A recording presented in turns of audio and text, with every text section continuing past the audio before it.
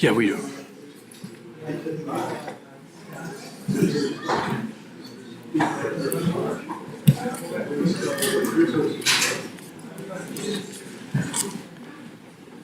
Good afternoon. Thanks so much for being here. My name is Peter Mayer. I'm the chair of the Marina Parks and Forestry Commission. We have a relatively tight schedule today. Thank you all for being here. To assist everybody in attending, please note the function of the Marina Parks and Forestry Commission. We're a citizen advisory body which makes recommendations to the Public Works Committee, composed of 5 alders, meeting at 5 o'clock today, as well as to City Common Council. The purpose of the review is to determine whether to recommend that city officials enter into a contract for architectural design, engineering, and construction administration services with Edgewater Resources regarding Harbor Center, Marina, and associated facilities. In other words, the issue before us is limited to the selection of the firm to do design, engineering, and administration. In my opinion, 3 important areas in this determination are quality and experience of the firm in marina design. Second, priority of continued community involvement. Third, past experience of the firm in projects and obtaining funding outside of local tax dollars. Additional areas of concern are outlined in the proposal, which was included in the documents along with the agenda on the city website. We've already heard I've already heard, and others have already heard, many public comments about various design elements from the Smith Group master plan. Please understand that the proposal submitted references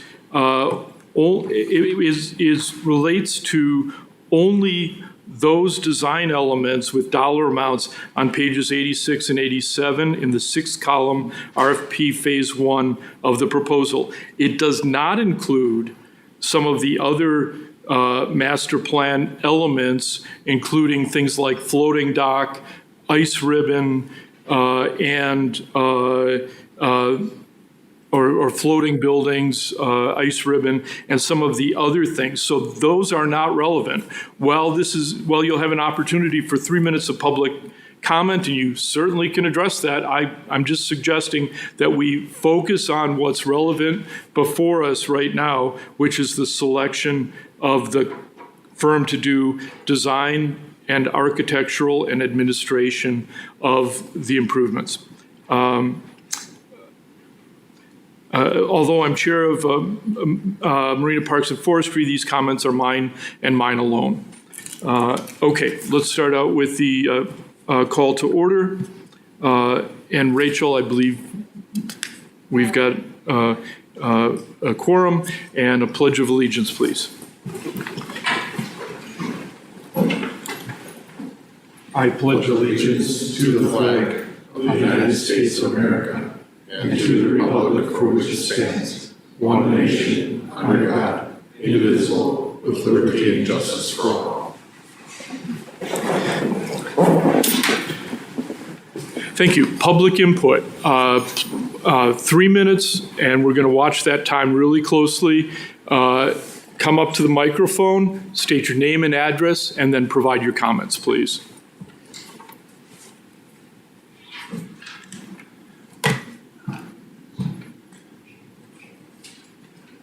I'll start. My name is Kevin Fan at 610 Grove Drive in Sheboygan. I've owned the property for 25 years, so as a property owner who overlooks the lakefront and the marina and deals with the lakefront, 20 minutes after everything else every day, attended all of the Smith Associations, hearings and so forth, and meetings and so forth. At the very beginning, the most relevant survey I had was that over 60%, almost 2/3 of the people responding said that they most appreciated most about their lakefront was open space, the use of the lake, the ability to go out and have a picnic with their family, walk their dog in the morning to get exercise when they're going to get it out of the walk. That was it.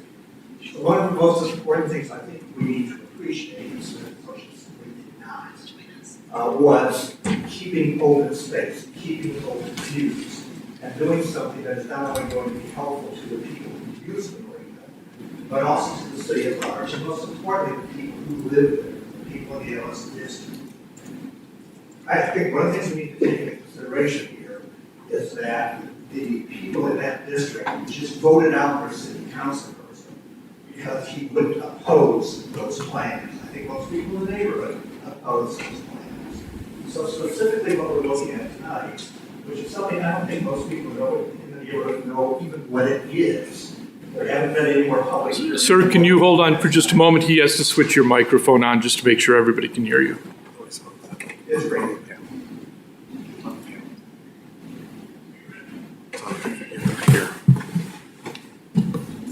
And he's controlling it. He's got it there.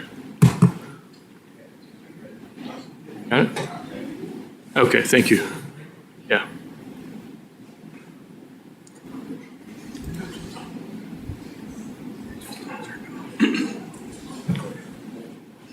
Let me know I'm good. Go ahead. All right. So again, most of the people certainly in the neighborhood haven't seen what is even being proposed to be designed at this point. And I believe what we're going to end up being is probably 3 buildings we don't need, we don't want, and are very expensive, and don't do anything to remedy the problems that exist with respect to the marina. So I'm urging everybody just basically to say no, take a breath. I've spent most of my career in the development and hospitality industry, developing things all over the country. Usually when I start building a hotel or something, I'm required to notify the neighborhood what's going to go up, and we have a hearing as to about what's going to go up. It's amazing to me that government never does that. Private developers are required to do, but not government. So that's what I'd urge you to do at this point. Take a pause, take a breath, let everybody in the community take a hard look at the details of what's being proposed, and then get back together again, and then reconvene yourselves and make some decisions. Thank you for your comment.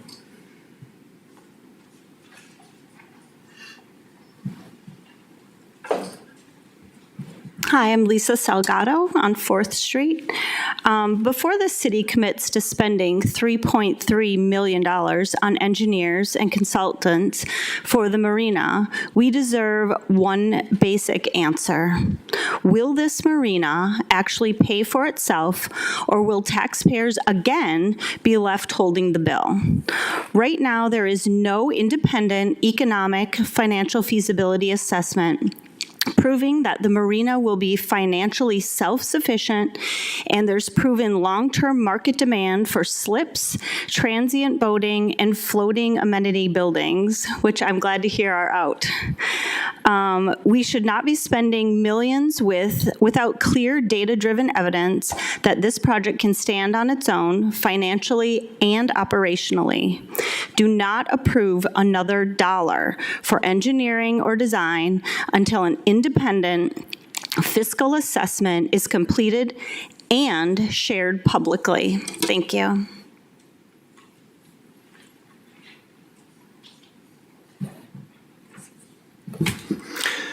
My name is Eric Cotty, and I live at 134 Lake Court in Sheboygan. I was born in Sheboygan and lived here until I was about 20 to go to college. I spent the next nearly 30 years living elsewhere, returning periodically to visit family and friends. 4 years ago, I moved back.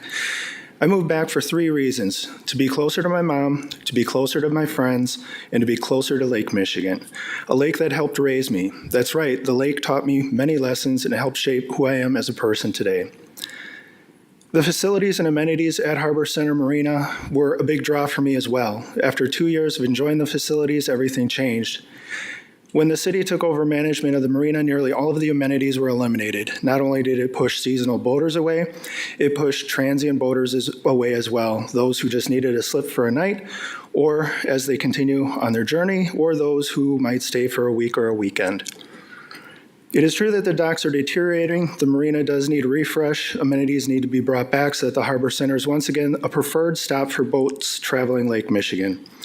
There's a lot of talk about the marina's inability to cover costs. This has been true, and it is possible for a marina to be run in a way where they don't lose money year after year. The reasons for the losses over the fall solely on city officials. Third-party marina operators have managed the marina for the city for the majority of the marina's life. I don't feel the city had great oversight on those operators for those decades. The city should have written those contracts in a way that incentivized the operators to fill more slips and break even or turn a profit. I do support the use of third-party marina operators, and I don't want to see the Harbor Center managed directly by the city for much longer. It is my opinion that Edgewater is the best choice to manage and implement this project. It is also my opinion that Sheboygan needs to always have a nice marina. It's part of what makes this city Sheboygan. I ask that the committee, Marina Parks and Forestry Committee here today, please recommend entering into a contract with Edgewater to move ahead with our marina refresh. Thank you.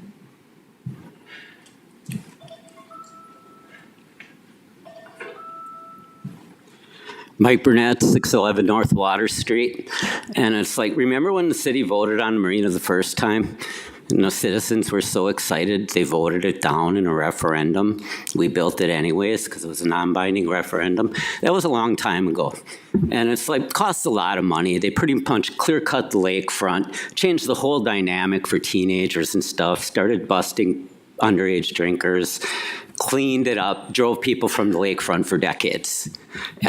Basically, fast forward, we're doing this. The thing's all silted in, all sand. It has to be rebuilt. I mean, it's going to be basically a beach. Half of it is some of the time, depending on the water on the one edge. You're putting this all in. What you're putting in, I don't know. Where the money's from, I don't know.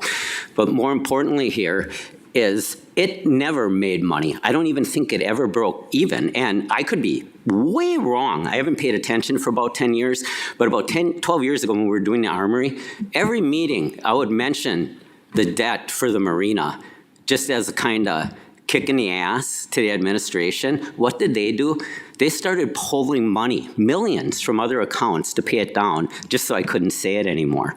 And it's like the marina is never going to make money. Even the guy who was doing the study, and I have him on tape from one of the meetings at Kiwanis saying this is something that you're never going to make money on. It's just what it is. We have to accept this. And if that's cool and we need it from here, why isn't it a county project? Why isn't it a county project?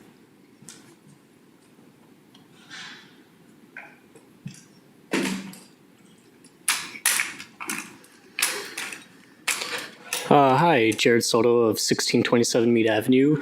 I have a question for the other persons and for the engineering firms. Is it still like accepting of new ideas to bring to this marina revitalization? I'm sorry, it's just a public comment. We're not Okay. able to have dialogue. All right, no problem. I guess to further that comment, as a young person, if we're going to redo the marina, let's redo the marina. I would like to see some really cool stuff being brought here and different advancements and new technologies. Thank you.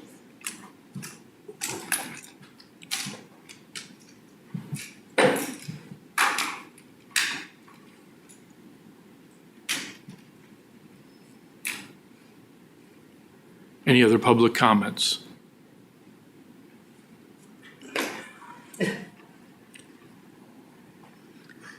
Leslie Kohler, 2311 County Y. I don't think any of us can deny that there have been many, many years of mismanagement of the marina.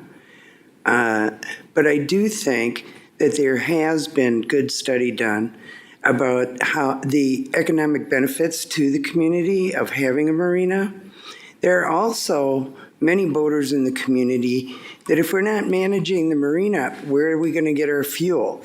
Where are we going to... There's a lot of pieces that are involved in this, okay? This year, the marina has actually managed to make a profit, okay? As I say, there's been years of mismanagement. So the benefits it brings to community, the way our face looks to visitors, and it's an important piece. And there are a lot of boaters that need a place for their boats. And they need the summer storage, they need the winter storage, and this is an important project. So. Thank you. Other public comments?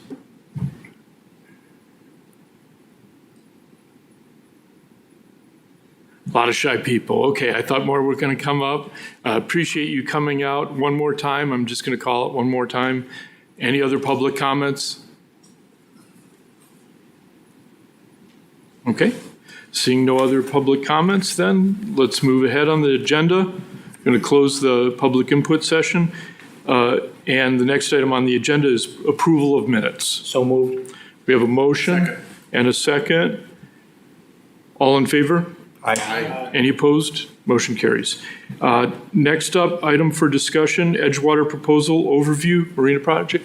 Mike, if you can introduce yourself and take it from there.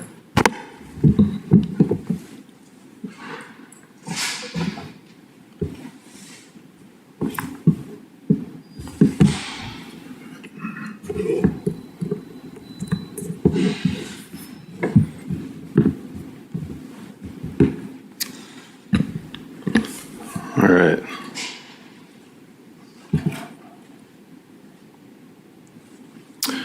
Okay, thank you, and thanks for having me here tonight. My name is Mike Morphy. I'm a principal and senior engineer at Edgewater Resources. Help put together the proposal and help respond to the request for proposals that the city issued this summer. It's very helpful to hear some of the comments here tonight, and we look forward to hearing what the community has to say about the current plan, the waterfront master plan, and figuring out how to make this waterfront the best that it can be and to respond to the needs of the community. I'm here to go through some introduction as far as who we are, who our design team is, and then how we intend to implement the waterfront master plan and how to revisit it and to make sure that we're on solid ground as far as what the community wants and needs. So first, a little introduction about myself and the team, Edgewater. The folks that you see on the screen are those that are going to be working on the project. And while I don't need to go through each one of them, we have coastal engineers, architects, planners. Greg Whitecamp, our president, couldn't be here tonight. He's traveling for a Marina conference. But he led the market study that was done, I think, this summer and this spring to evaluate the market feasibility here in Sheboygan for the Marina. We also have on our team some sub-consultants, Maffett Loftus, who's helping to rewrite the NEC code for marinas right now. We have also Collins Engineers, who's going to help with the survey and the site design. And then we have Ramble Group with us to help on the environmental side as far as looking into the existing buildings and the fuel system and that type of thing. So that's a brief overview of our team. A little bit about Edgewater. We specialize in coastal and waterfront work. We've worked on over 400 marinas worldwide. Here you can see just a sampling of some of those projects shown on the map. But we really our main focus is the Great Lakes, and we've done a lot of work in the Great Lakes. The green circles are marina feasibility studies that we've done in the Great Lakes, primarily in Lake Michigan, Lake Huron, and then we've done a few in the other Great Lakes. Then you see the built marinas are the yellow circles on the screen. Each of these has different reasons, different information that informs the design. It could be anything from coastal, wave, the market, a lot of specific needs that we got to look into with every single project. The red circles are ones that we've built or are bidding in 2025. So there's a whole lot of work coming out right now, a couple that are recently completed. We're wrapping up a few marinas in the state of Wisconsin and Lake Michigan right now. And then in the past 2 years, well, since 2023, over 90 million in marina construction projects. And then the past 15 years, over 50 million in grant funding. And we really think there's a lot of opportunity for grant funding for this project to help make the city's dollar go the furthest.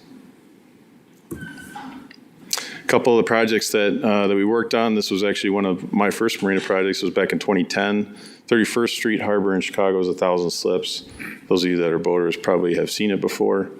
Huge breakwater in a large marina basin on Lake Michigan. Here's a couple more pictures. Interesting to this project, there was a fair amount of upland work on the waterfront as well. That's a public park that you see, and beneath that park is actually a parking garage / winter storage facility for boats. This is a LEED certified project. It utilizes geothermal and a lot of other features that help maximize or minimize its impact to the environment.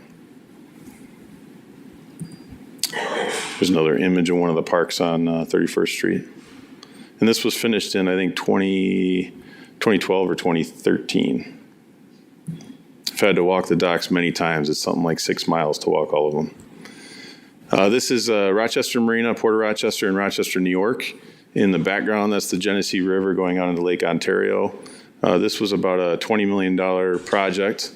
This was a foundry site turned into a fast ferry that actually had a ferry that went from Rochester to Toronto and back. When that didn't work, the city needed to figure out a way to utilize the city's property and encourage development. That was building a marina here. So we dug a big hole, took out a lot of bad materials, and created a marina there. There's a picture at night. A couple other photos. And a lot of these projects are very similar to the Waterfront Master Plan here in Sheboygan in that they had to be approached in different phases, different construction contracts, and looking at how to maximize the public dollar. This is the city of South Haven in South Haven, Michigan.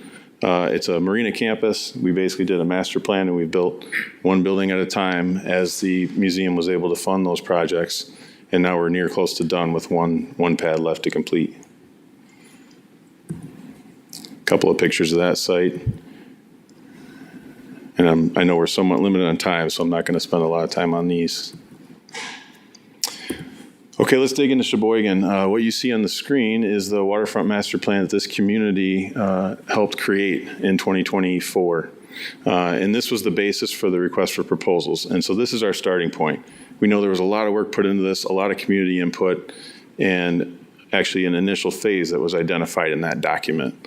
And that's what our proposal was intended to respond to, as were the other proposals received, I believe. And so that's our starting point. And really the first few months of this project, our goal is going to be collect the information, collect the survey data, the bathy data, the geotech, and come back to the community and make sure that we've optimized this plan. This is a big picture view of what the city wants and needs. And we're going to take a look at that a little bit closer at each component and figure out what makes the most sense to build when. So a little bit hard to see here up on that screen, but basically the phase one that was identified in the RFP includes these pieces. And I think there was discussion of this earlier. When you put all those pieces together, it's around $27 million according to the plan. Demolition of a couple of the buildings, demolition of the fuel system, some of the hardscape, parking lot sidewalks, and some of the ancillary structures like dumpster enclosures, things like that that are blocking views. Then to come in and look at a new marina administration building and fuel services building. Also, what could a long-term restaurant event building look like? I think that was part of the waterfront plan. Look at a new fuel system. I understand that's in need of an update. Site utilities. So anything we build moving forward is going to need to be fed with potable water. It's going to need to have an appropriate storm system for runoff. We're going to need the right kind of electric to serve these new docks and buildings. Parking lots and driveways and making that safer, looking at it from a traffic perspective, looking at it from a pedestrian perspective, enhancing the public's access to the waterfront. And then a new docking system. We understand there's major issues that are caused by waves and primarily ice over the years. It's been a headache for the city. That'll be a big focus of our upfront first couple of months. And then looking at how do we deal with the sedimentation that was mentioned earlier, and how do we deal with that long term and try to make that something that's a little bit easier to maintain or a way to not have it anymore. Basically designing different things to try to collect that sediment. We know that a wave attenuation system was part of the waterfront master plan in terms of a floating wave attenuator. We think that that's one option. There's probably some other options that would have a greater impact on the way that ice impacts those floating docks within the marina. And then the latest thing we've talked about is evaluating provisions for a Great Lakes cruise dock. So if Great Lakes cruise ships wanted to come to Sheboygan so that others can experience the opportunities here, looking at how that could be incorporated. So that's the initial phase as we understand it right now. And that's all stuff that we intend to revisit with the community to make sure that we're going the right direction. So the guiding principles that we talked about during our interview here were expanding access to the waterfront for everybody to make sure that everyone has access to the waterfront here. It is a beautiful waterfront, Lake Michigan, and making sure that it isn't closed off to certain people. Obviously, we need to address the ice and the waves. Those are causing damage, and the sedimentation to make the marina more maintainable, more durable. And then we certainly want to respect the time and effort that was put into the waterfront master plan. But we think that with the benefit of the recently completed market analysis, with the wave and ice work that we're going to be doing here, and potentially funding opportunities like grants, we want to optimize that and make sure that we're on solid ground and build off of that effort to potentially refine different pieces of it. And then we want to make sure that it's financially feasible and self-sufficient. I know it's a big thing that's been mentioned here. It is, obviously a seasonal type of amenity here in the city, and we want to make sure that we can optimize that and get the most out of it for the city.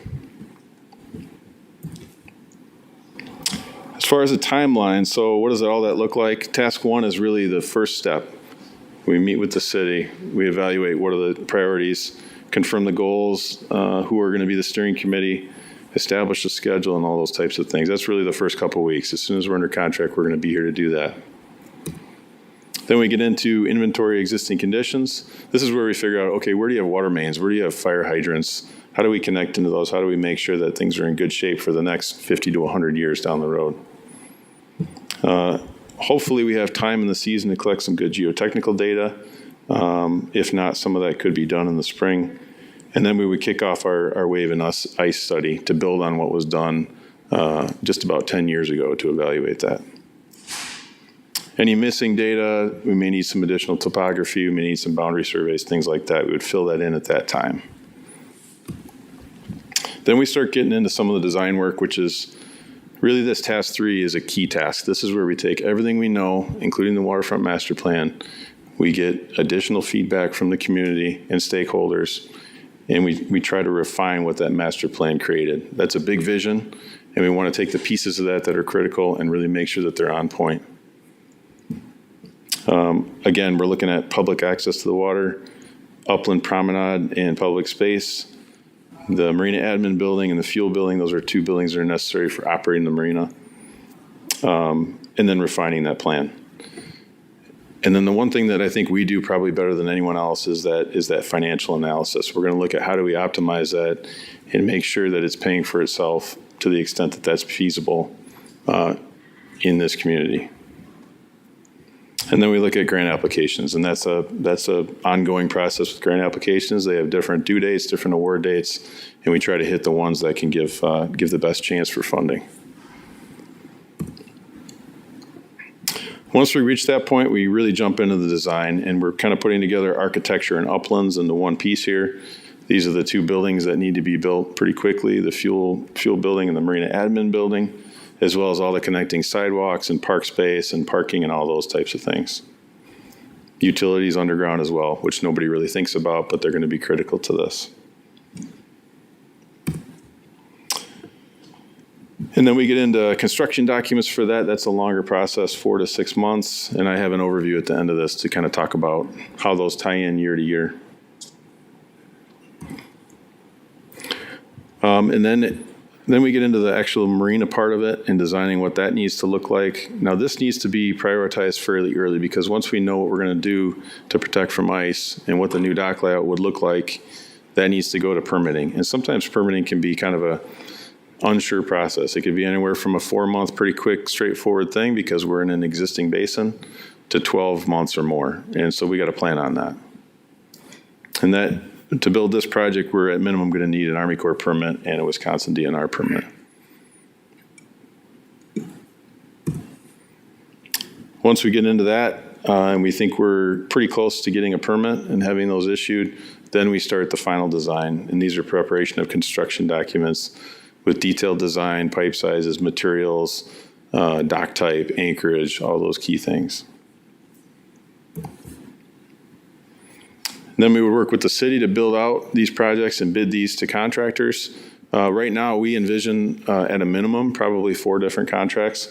One for the building demo and remediation, if there is any.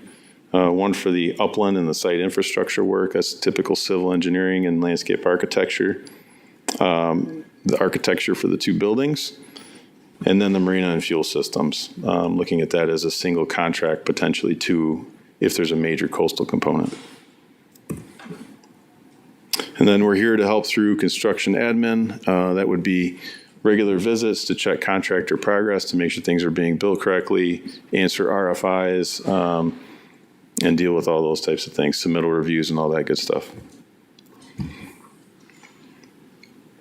And then at the end, we throw a big party. So this is what it looks like schedule-wise. It's a little hard to see, but there's kind of 4 groupings there. The first one at the top is kind of initiating the project, and that's really setting the table, getting all the information, taking a look at the master plan, revisiting it, confirming it, revising where we need to. And the goal there is to be essentially into some key meetings towards the end of this year and the first 2 months of 2026. So we say, look, this is what we refine it to. This is what we're going to build, right? Yep. This is the budget. This is what we're aiming for. The big long bar that you see that goes into 2027, that's grant funding applications. So again, depending on what month it is, different applications are due, and trying to take advantage of those as much as possible. And then we get into some overlapping design between the buildings is the next category, then the site and the marina. And right now we show that the marina would start with some of that preliminary work in those first, let's say, 6 months before we get to a permit application. That's really critical path here, is we've got to get to the design to a point at approximately 30% when those applications can go in. And then you got anywhere from 4 to 12 plus months for permitting. So that's really going to affect the feasibility of building the new marina any sooner than the winter of 27, 28. That's probably what we're looking at for the marina itself. Now, the 2 middle categories in the schedule are the buildings and the site and upland work. As soon as we confirm the plan, over the winter, let's call it, we want to jump right into design development and construction documents and try to have those in a position where we can bid that work out and start the construction as early as the fall of next year. And again, all these schedules are going to take into consideration what are the city's budgets, what funding opportunities are out there, how do we avoid interruptions to the marina during the boating season, and how do we maximize the public space during the time that it's most utilized. So looking at all those things together, this is kind of our first stab at what the schedule looks like.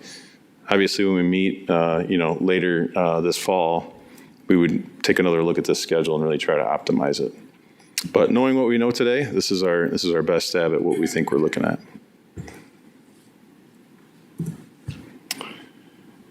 And there are a key bunch of decision points in there. Really, the first one is finalizing what are the phase 1 priorities. That list I read earlier, let's make sure that those are the pieces that we're aiming to build right now.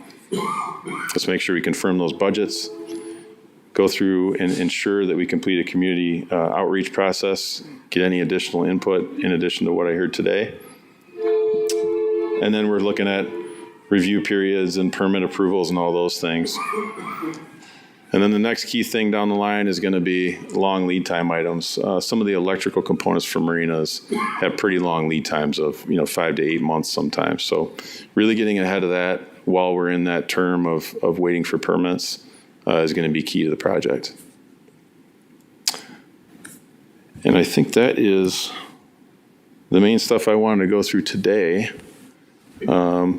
But with that, I appreciate the input today. I appreciate the work the community's done on the waterfront plan. And we're really excited to help you guys through this and to make sure that we phase this project and optimize it the way it needs to be. So thanks for your time today. Mike, if you don't mind just waiting in case there are questions by any of the commissioners. Are there any questions for Mike Morphy? I have questions. Rebecca? Thank you so much for coming. Really impressive. Do you want to put your mic on? How do I do that? Just press the button. There we go. He's got you. Come on. I know, it's technology. You're on. Am I on? You're on. Let me try that again. One of the things I'm kind of interested in, just from a cost perspective, because I know there's a lot of demolition on here. When you go in and do the site assessments, is it with the mind that we would be able to possibly keep the administration building we have now? Or is this demolition, and also the question about D-Land Park, I think that was on the list for demolition. I'm just wondering, what are the possibilities of keeping these buildings? So I personally, at this point, don't know enough to say if those buildings are usable long-term.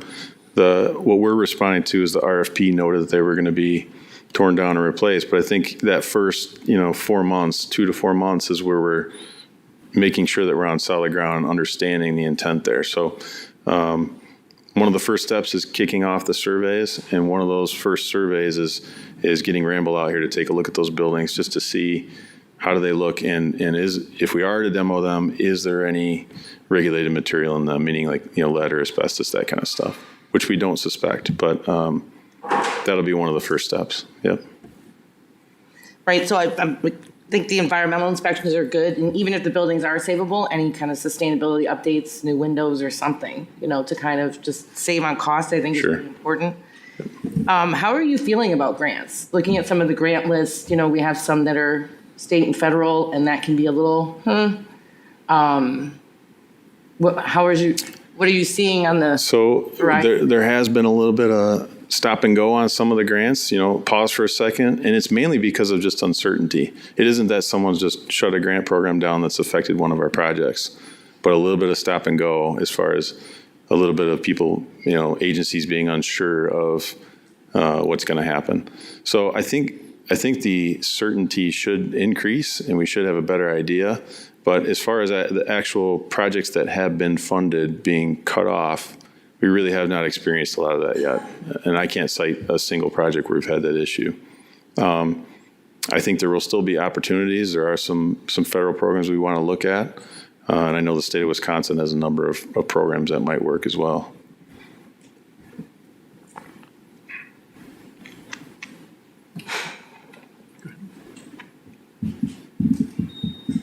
We'll get you.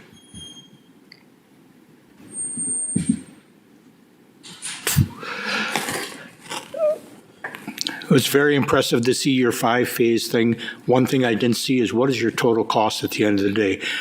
Second part is, am I right in you're just doing the marina part, not the whole riverfront and all that?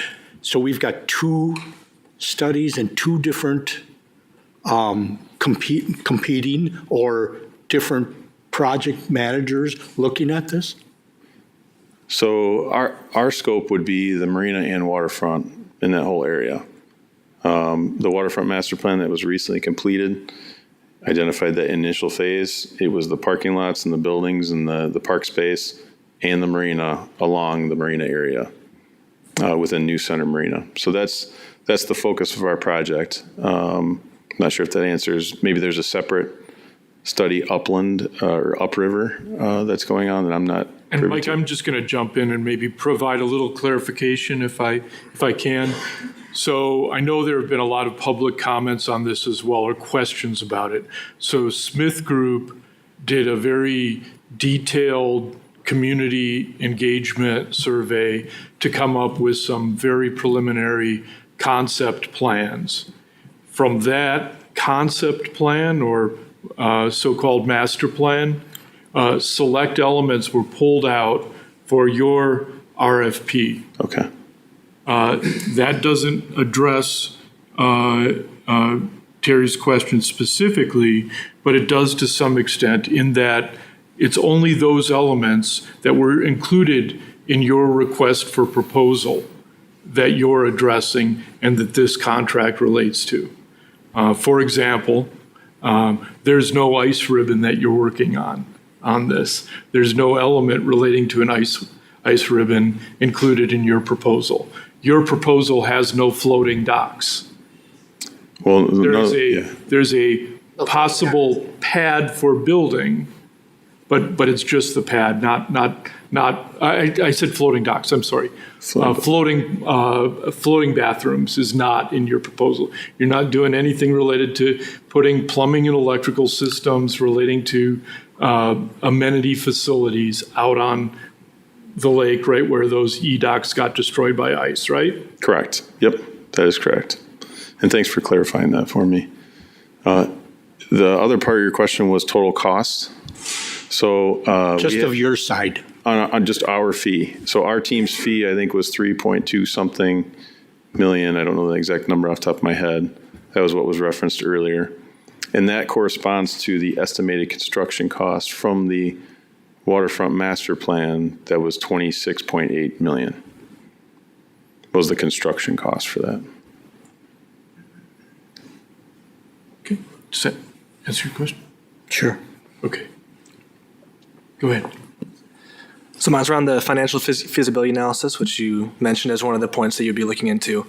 So what I'm trying to understand is what that would look like. Would that be whether the marina can cover its costs with enough revenue coming in to offset annual expenses? Is it that the marina would earn enough over time to put into a fund to eventually replace these new constructions when they reach the end of their useful life? What does financial feasibility or sustainability mean in this context? Sure, and it's all those things. It's looking at, okay, if there's a bill for $27 million to build all this infrastructure, some of it is public and non-generating, doesn't generate any revenue. Some of it some of it is docks that generate revenue, and looking at what does that look like on your, if it's a bond payment or if it's the remainder of, the project minus grant funds. It's looking at all those bits and pieces, and then what's the replacement in 20 to 30 years of some of the infrastructure, and how does that get paid for? So it's all those things together. And that's something that Greg Wykamp, my partner, is an expert at looking at as far as marinas. In a public community, I think when you look at marinas as a business, it's not really a good indication of what they mean to the community as far as revenue. So what I mean by that is, what would you do if you didn't have a marina? There's a cost to take that marina out, and then what are you left with? A park that has to be maintained with zero revenue. And so when you think about it that way, and the revenue that a marina brings directly to the city and indirectly through the creation of tourism and job creation, then it starts to make a lot more sense. And those are the things that Greg is much more of an expert at than myself as an engineer. So in that analysis, is there then an option shown where it would estimate the costs of removal? So we could see side by side, if this was removed, there's no ongoing revenue, but there's also no ongoing expense versus, or whatever the remaining ongoing expense would be versus the ongoing revenue expense of a new construction. We can certainly pull that up and get back to you. I'd have to touch base with Greg because he led that part of the study. All right, that's all I have for right now. Yep. Come on up, Don. Yep. Don, why don't you come on over on this side so that everybody, Don is on our commission and he was just sitting on the wrong side of the table here. How does your firm prevent from getting overbooked? And internally, do you have a policy of which parts of a project you will never sub out to anybody else when push comes to shove? We don't have a policy like that that's black and white, like we'll never sub this part out. What we look at is what's going to get the best result, and we really are coastal and marinas. That is our focus, and that's a big reason why we got in touch with Ramble. Yeah. Matt. What's your backlog? How many? This is a big project, but I'm not in your business. Sure. I don't know how this equates to other projects you book. How do you prevent from getting overbooked and being able to perform and then having control on your experts who are working on our project? I mean, you have to look at it as opportunities come up, and you got to say, can we handle this? How does this look? We just wrapped up a handful of large marina projects, just wrapping up in 2025. This is perfect timing for us next year. I just spoke with our head architect, Michelle, and she's really hoping to get moving on this winter. Your earlier number, you had a number of 90 million in 2023. Yeah. Was that your booking, or is that the value of the projects? That's the value of projects, construction costs. Construction. So our project on the bottom line came to 41 on the phase one? Yeah, construction costs, it was like 27. 27, okay, so our 27 would relate to that 90. Correct, yep. So that's a third of your, this is a big project for you. It's it's absolutely a big project. We've done projects of this size before, and it's also spread out between now and probably the spring of 28. Yeah. So there will be little sprints along the way at various points in time. One right off the bat, because we need to get to the point where permits are going in. And then there will be ones down the line to get to bid documents, for sure.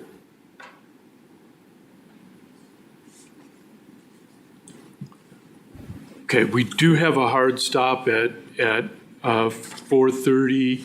We're at 4:15. Any other questions from? I was just getting back to that economic study. You will look at the total overall, I mean, hotels, restaurants, things like that, the impact, the economic impact of that also along with this, I'm hoping. I really think that the community needs that. And so I'll talk with Greg. I don't know if he already has. Okay. But really, you can't consider the financial viability of the marina itself without looking at those types of things, secondary impacts and all that. Because I think the secondary impact is probably crucial to this at all. I think what it brings to the community beyond what the marina itself brings, or the amount of inventory that it brings in. Also, one other question I had was, as part of this, I mean, I know that there have been some concerns about the original design of the original marina and the problems that we've had over the years with that. Would there possibly be any kind of different design or some changes to the outer shell that protects it? Do you think there would there possibly be some modifications to that? There could be. I am familiar with, to some extent, a study that was done in 2016. Members of Edgewater's team were then at another firm and led the study of the ice impacts to the marina. And in 2016, there were several alternatives that were identified. And some of those would involve modifications to the entry. Some of them would involve interior breakwaters, but there's a whole bunch of different options there that we want to revisit. Okay. Thank you. Last thing we want to do is build something that ends up being impacted by ice again, and then you're right back at square one. Okay, appreciate that. Okay. Last call, any commissioners?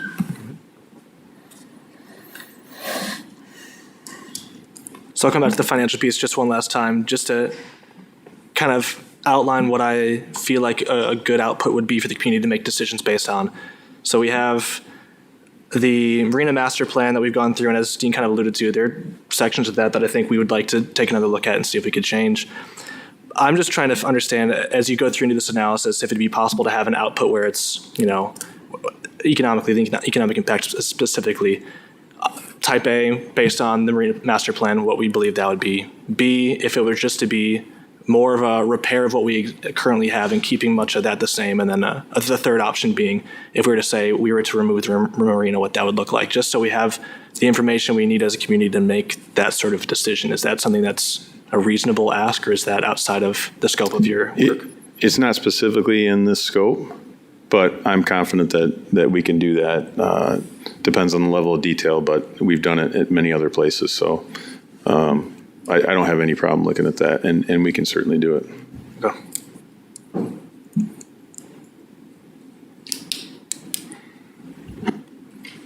Okay, thank you, Mike. Appreciate it. Thanks. Okay, our job as commissioners, we can have discussion, but the outcome of that, again, should be a motion of recommendation to the Public Works Committee. Any discussion?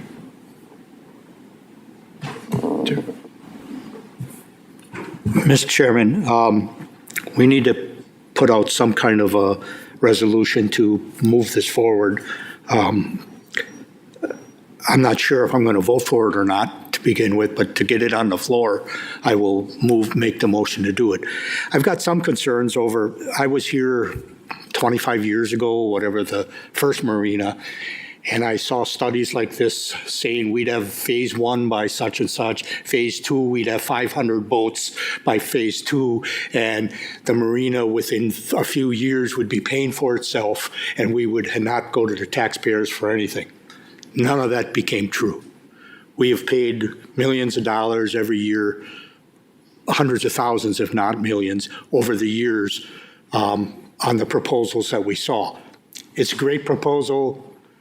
I've been at the marina for over 10 years.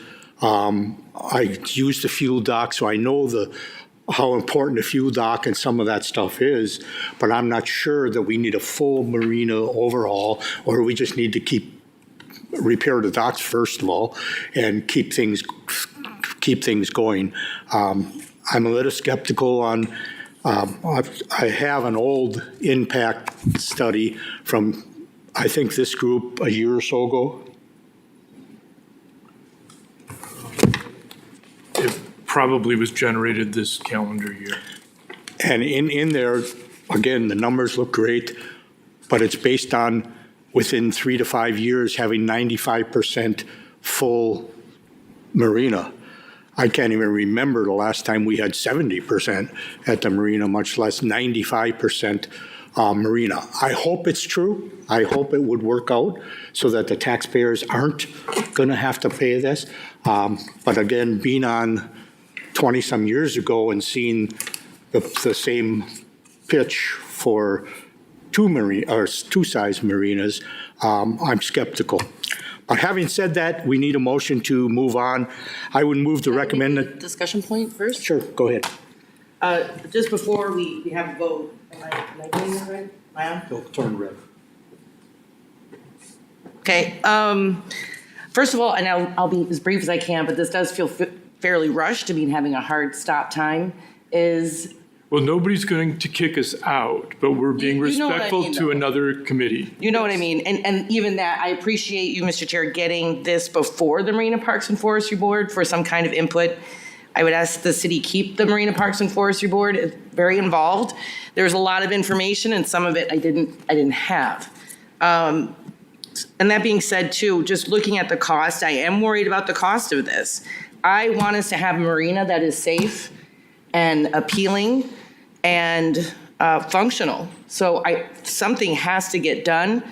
I hope it will be done with consideration to preserving as much as we have right now instead of demolishing and starting over. It just needs to be safe. We've got to do something about the ice. And I don't think a restaurant is the right idea at this point. I think if the city wants to focus on helping restaurants, maybe we should look at the riverfront and some other places. So that will be part of my motion. Take it away. Don's going to make a comment. Okay, good. It's part of discussion. There we go.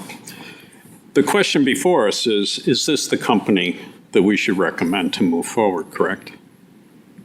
We're not re-litigating whether we need a marina, whether we need all that. If someone else has decided that of their group, but if it's going to proceed, is this the company to go with? Is that correct? There was an RFP, right? And there were 4 other companies. There is a process that, under the request for proposal, identified various contracting firms, and Edgewater Resources rose to the top of all of the firms that had submitted a proposal. In fact, it's my understanding that out of the 10 people who participated in the ranking of the RFP, all 10 had indicated Edgewater Resources based upon their experience, their knowledge, their ability to get grants, and their good working relationship with the community was the best of the. Okay. Well, thanks for the clarification, because I read through 108 pages of it, and I'm impressed with the company. I think they have a wealth of experience in terms of the cost estimates. That experience is really good information for us and other people involved in this process to make decisions, and I think they probably have the background to be able to give us that.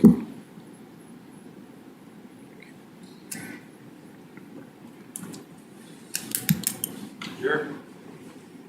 Go ahead.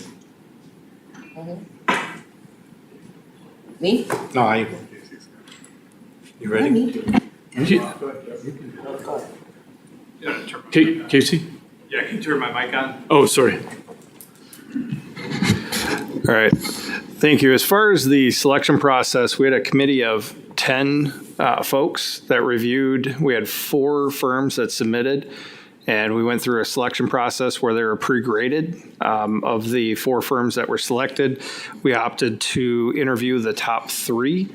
And from the feedback that we had, it was a unanimous vote to go with Edgewater. It was not a split vote in any way. Everybody felt that they were the best candidate and the best company to address the situation that we have there. I would say the biggest takeaway that we had from Edgewater's presentation that was over and above everyone else in looking at, what is our ongoing issue? Everybody knows what that is. That's the ice and the ice damage that we face year over year with the existing dock system and the existing attenuation that we're using in the marina itself. And Edgewater was the only one that pointed out that we have an ice problem, not a wave problem. And, the approach that every other company that we've worked with, they've taken to this is addressing the waves. And, they kind of figure that, well, that'll fix the ice side of it. And, doing the same thing over and over for a decade plus has resulted in a $6 million deficit in the operations of that facility. So we're confident in a different approach, and the approach that was proposed by Edgewater will help us address that and eliminate those annualized costs. And was kind of said earlier this evening, this is one of the first years that we've actually broke even on the marina. We've heard a lot of different opinions, but Nick's here. It's the highest fuel sales we've ever had. This year, we're trending right on that line right now. So, we're going the right direction. We need to get to a point where the facility itself structurally, we're not putting hundreds of thousands every year into replacing docks. So any other questions on the selection?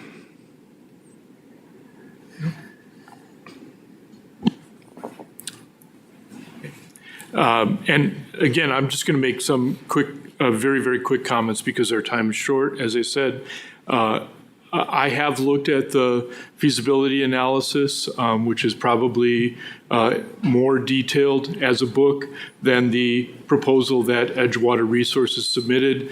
It did comparison figures for 12 separate marinas, compared them to Sheboygan in a very similar situation, and concluded that not only with the improvements would it be sustainable financially, but it would also be sustainable to the level that, as Mike said, would likely generate reserve funds so that it could continue in perpetuity.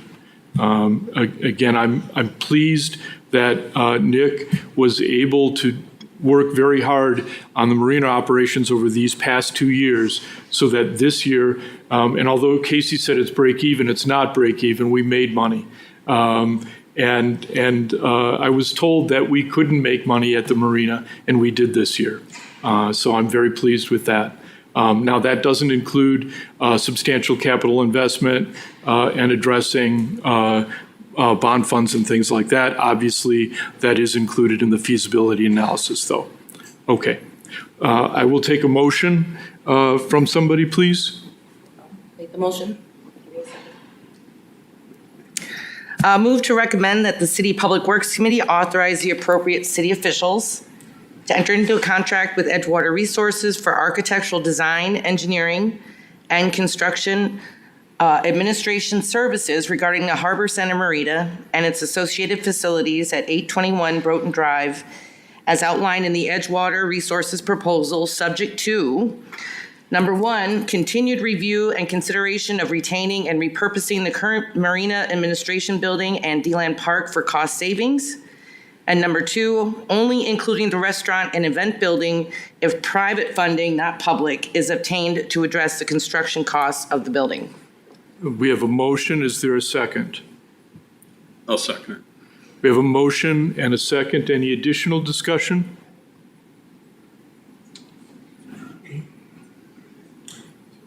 My mic on? You have a mic. Okay, go ahead. Okay, I guess my concern about the adding on the portion about the only if private funding is obtained to address construction of the building, that moves us away from being able to use grant money and getting grants for it. And I think that, the ability to possibly get a grant and use it for that would be, to take that away from us, I think is kind of handling. Not saying that we shouldn't look into those things. Not saying we shouldn't look into private funding, but I think that is my concern with that proposal. Would you accept a friendly amendment to your motion, Rebecca, instead of saying only including, or to give consideration to limiting the restaurant and building for private funding, so that it's not an absolute condition? No, I want to leave it. Okay.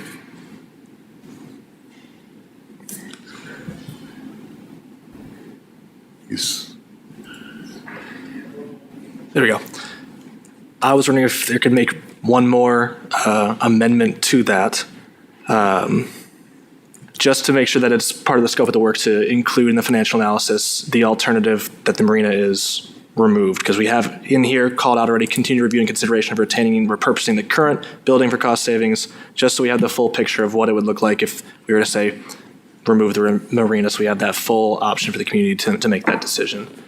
So my question is going to be more for staff. Is it possible to amend that here? Is it possible to amend that in the next meeting so we don't continue to on and on have this conversation? So respectfully, I appreciate your motion.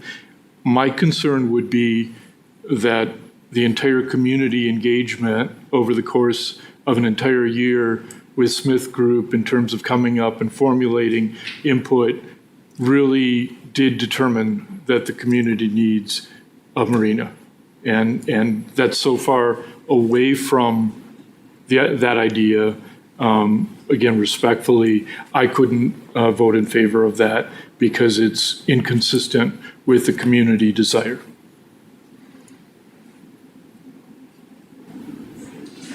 I would still advocate that it's at least there as an option so we understand what all of those would look like. If we're going to take a look at this as a community again, having the dollars in front of it, I think, is important. So we understand, if it's X millions to do the master plan, now is when we make the decision on actually spending the money to have that option out there, just so we understand it. Any other comments?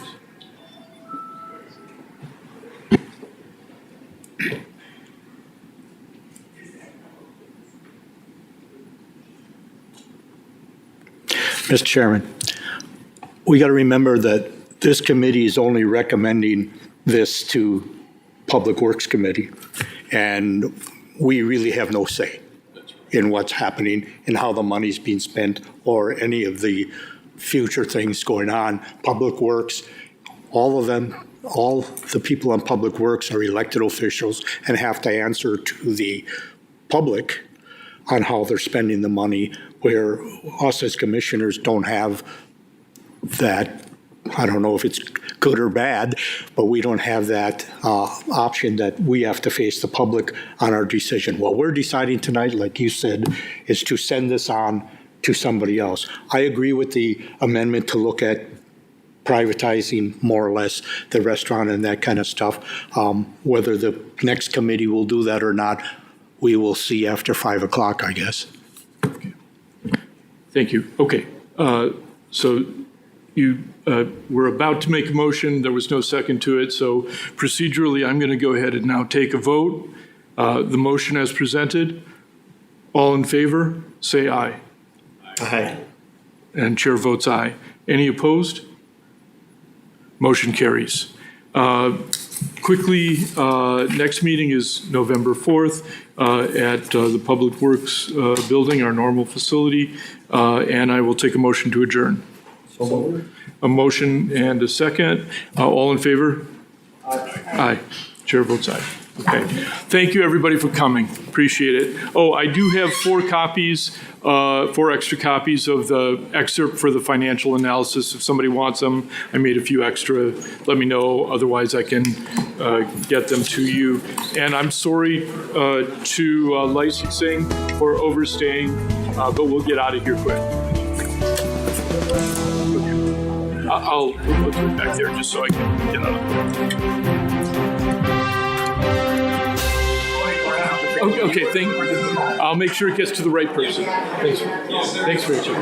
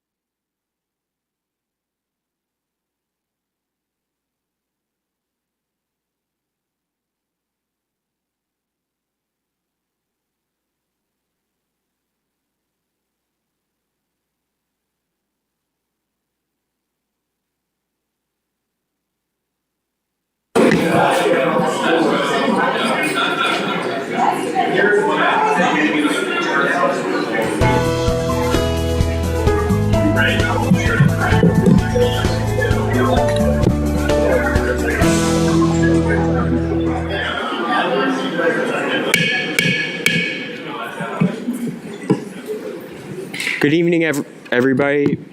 Tonight, this is the October 13th licensing, hearings, and public safety meeting at 4:30. Roll call. Alder LaFave. Here. Alder Borst. Here. Alder Prella. Here. Alder Heidemann. Here. Alder Rust is here. Please join me in the Pledge of Allegiance. I pledge allegiance to the flag of the United States of America and to the republic for which it stands, one nation, under God, indivisible, with liberty and justice for all.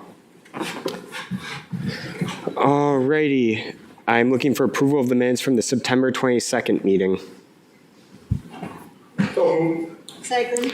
Alder LaFave made the motion. Alder Prella made the second. All in favor? Aye. Chair votes aye. Those are approved. Anybody for public comment?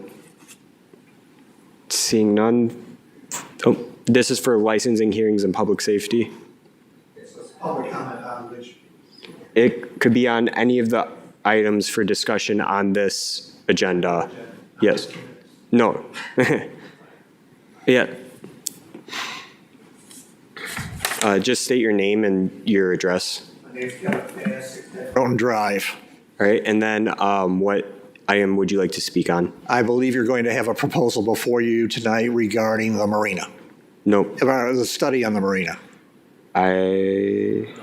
Or are you only That's limited next to meeting. demolishing things? That's Public Works. That's Public Works. That's Public Works. The That's next after one. this. Thank you. All right. All right. Seeing nobody, we'll just move on to item number 6, resolution number 101-25-26 by Alders Russ and LaFave, authorizing the purchasing agent to issue a purchase order for patrol vehicles for the Sheboygan Police Department. I believe the fire chief actually will take that one. Thank you, Chair. So I did speak with Chief Zempel, and in lieu of patrol cars, he'd like the fire department to get a ladder truck. I'm just kidding. I'm just kidding. This is to get ahead of the 2026 budgeted amount. That's what he had said. So it's the annual purchases they do just for the vehicles that need to be replaced. I do not. Otherwise, Director Krieger, do you know more information on that, or should we wait until Chief Zempel is able to? It's budgeted already. It's budgeted? Yes. All right. Alder Prella. Yeah, just for the public sake, this is budgeted for in 2026. However, there is a provision in the resolution that if that budget, this part of the budget, doesn't pass for whatever reason, then the order can be cancelled. Correct? Correct. Very good. Thank you. All right. Thank you, Chief. Any other questions, comments? Otherwise, I am looking for a motion. I make a motion to authorize the purchasing agent to issue a purchasing order. Second. Alder LaFave made the motion. Alder Prella made the second. All in favor? Aye. Chair votes aye. That's approved. Item number 7, resolution number 107-25-26 by Alderpersons Russ and LaFave, authorizing the appropriate city officials to execute the joint powers agreement for Sheboygan County and City of Sheboygan 911 emergency systems. I assume this will be Chief? This one, I don't have anything. It's an annual contract, so it is just about the 911 agreement. Deputy Attorney. Thank you. This is an annual contract we enter into with Sheboygan County for emergency 911 dispatch systems. So we are just asking for renewed approval of this agreement. Any questions? Seeing none. Oh, Alder Prella. I'm so sorry. I have to be faster. So of course, I'm completely, I have no concern on this agreement. The only thing I wanted to take the opportunity, if it is possible, to have a clarification on how this works. So if it is possible, if I call 911, there is only one response. I mean, the dispatcher is unified or there are two systems. How does it work, Chief? Yeah, great question. So if anyone calls 911, so the county has call takers for their county, the rest of the county and the city as well. So there's actually two areas, but it's all the same dispatch center.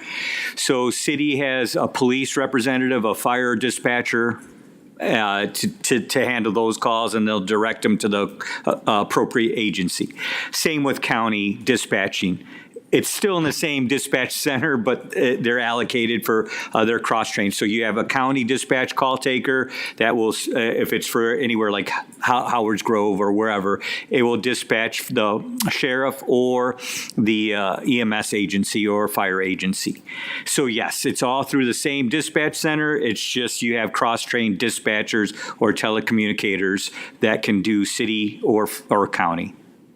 So that means, as a result of this agreement, that there is the possibility that the county, the county services respond to my call. If you live in the county. Right. Yes. Right. Not necessarily only the Sheboygan. So if you dial 911, your address is what dictates what agency and what responder goes. So if I'm calling from my house in Plymouth, if I lived in Plymouth, that would go right to the county section of that the dispatch center. Correct. As I am in the city, okay, the city PD, the city fire, city EMS gets dispatched. Mm-hmm. Okay. Then why do we need this agreement? Because the city does not have its own dispatch center. We used to many years ago. However, they combined. So it's an agreement to have the county, Sheboygan County Dispatch Center dispatch our calls. Okay. All right. Thank you. Mm-hmm. Alder Heidemann. Thank you, Chair. Why is this on a yearly basis? Why can't we extend it? I mean, everybody's had 911 for many years. Is there any way that we can say, hey, why are we redoing this every year? Why can't we do it for 5 years or whatever? Is there? You know me, I love efficiency. In this case, the statutes prevent that. Oh, good. Thank you. Okay. Alder Lefebvre. Okay, this is basically past practice, and all we're doing is going along with past practice, and it is the way that it is because it's the most efficient way to handle our emergency calls, correct? I'm sorry, repeat your question. I can answer that one. So Alder Lefebvre, it is efficient, but please understand the city does not have its own dispatcher system. We used to, and we are a part of our cost. The city pays for goes to the Sheboygan County. It is very efficient. All of them are cross-trained. So yes, if the city gets inundated with calls, a county dispatch telecommunicator can slide over to the. Actually, it's not even slide over. They just push a button and they can answer phones. They can dispatch fire and police for the city. So it is very efficient. Understood. Okay. All right. Thank you, Chief and Alders. Seeing no more cues, I'm looking for a motion. I make a motion that we authorize the appropriate city officials to execute the joint power arrangement for Sheboygan County and the City of Sheboygan 911 emergency systems. Second. Alder Lefebvre made the motion. Alder Prella seconded. All in favor? Aye. All opposed? Chair votes aye. That's approved.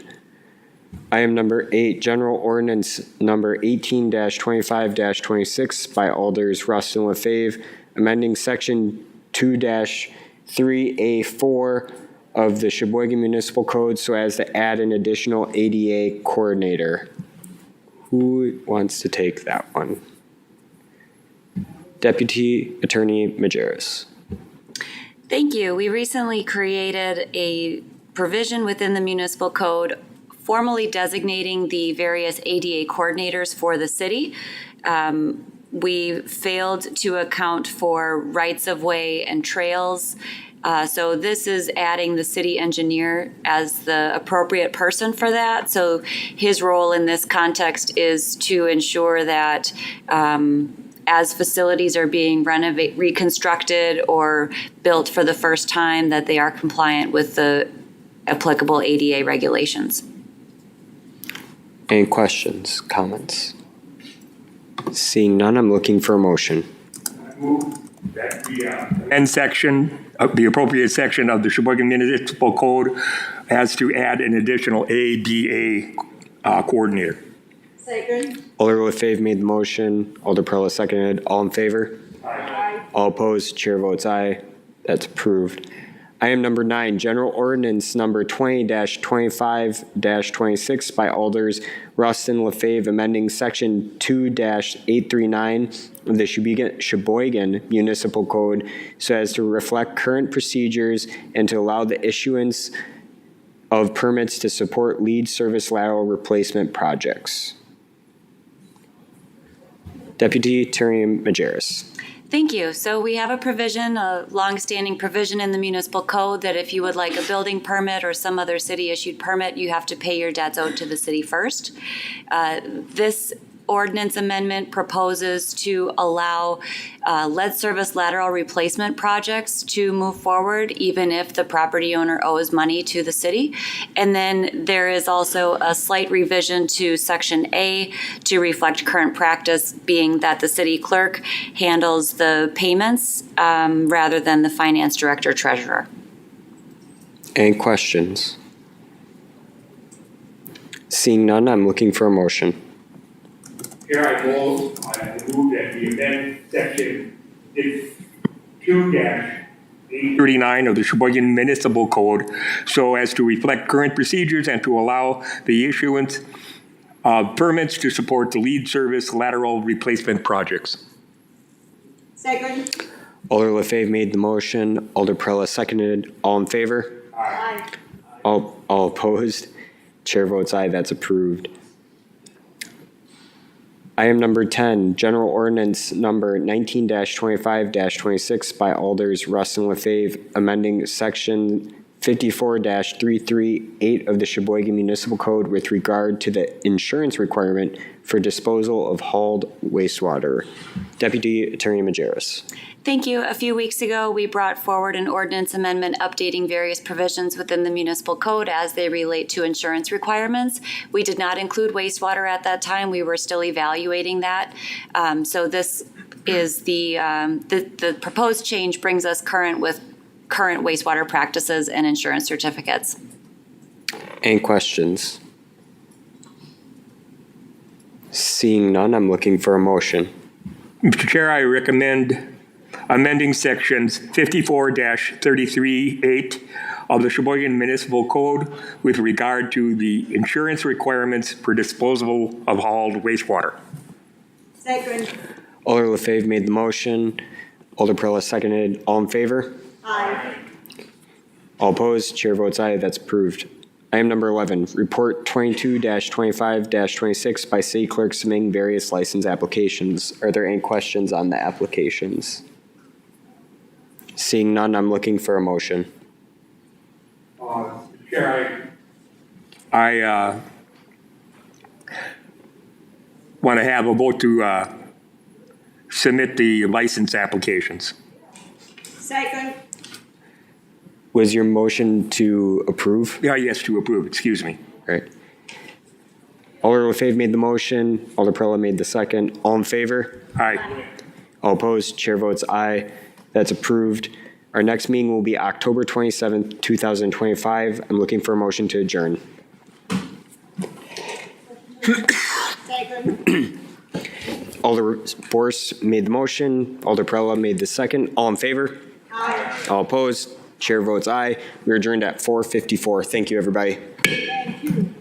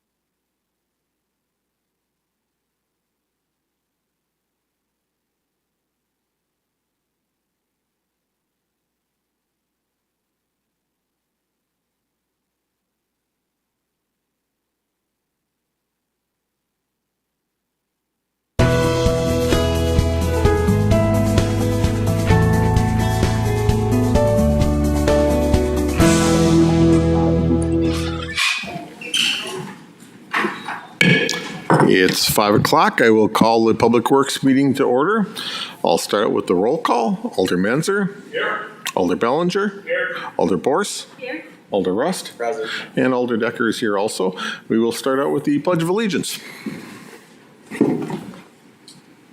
I pledge allegiance to the flag of the United States of America and to the republic for which it stands, one nation, under God, indivisible, with liberty and justice for all. Okay. We'll start out with the approval of minutes from our last Public Works meeting. Second. Okay, Alder Rust is approved, seconded by Alder Borse. All in favor? Aye. Any opposed? Chair votes aye. Those are approved. We will start out with public comment. We will limit it to 3 minutes per person, and it's going to be something on the agenda. Does anyone wish to speak tonight? Go ahead, Lisa. I'm Lisa Salgado, 4th Street. Before the city commits to spending $3.3 million on engineers for the marina, we deserve one basic answer.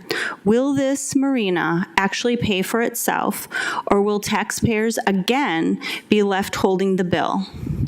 The true total costs of the marina are over $50 million. Right now, there is no independent economic financial feasibility assessment proving that the marina will be financially self-sufficient, and there's proven long-term market demand for slips and transient boating. We should not be spending millions without clear data-driven evidence that this project can stand on its own financially and operationally. Do not approve another dollar for engineering or design until an independent fiscal assessment is completed and shared publicly. Let's build something of value. Let's make sure every dollar and every decision actually serves your constituents. Thank you. Thank you. Anyone else that should be heard?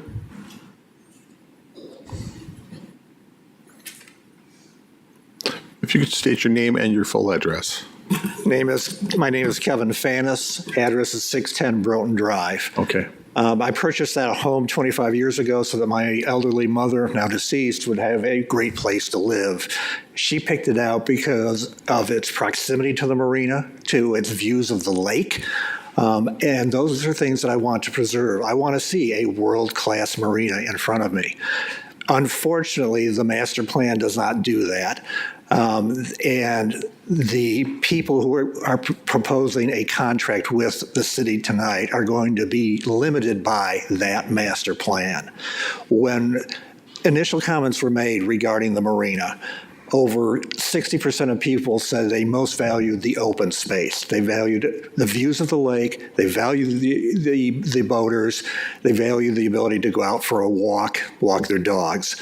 The master plan doesn't do that. We're now talking about specifically 3 buildings, including a restaurant, which I don't think we need.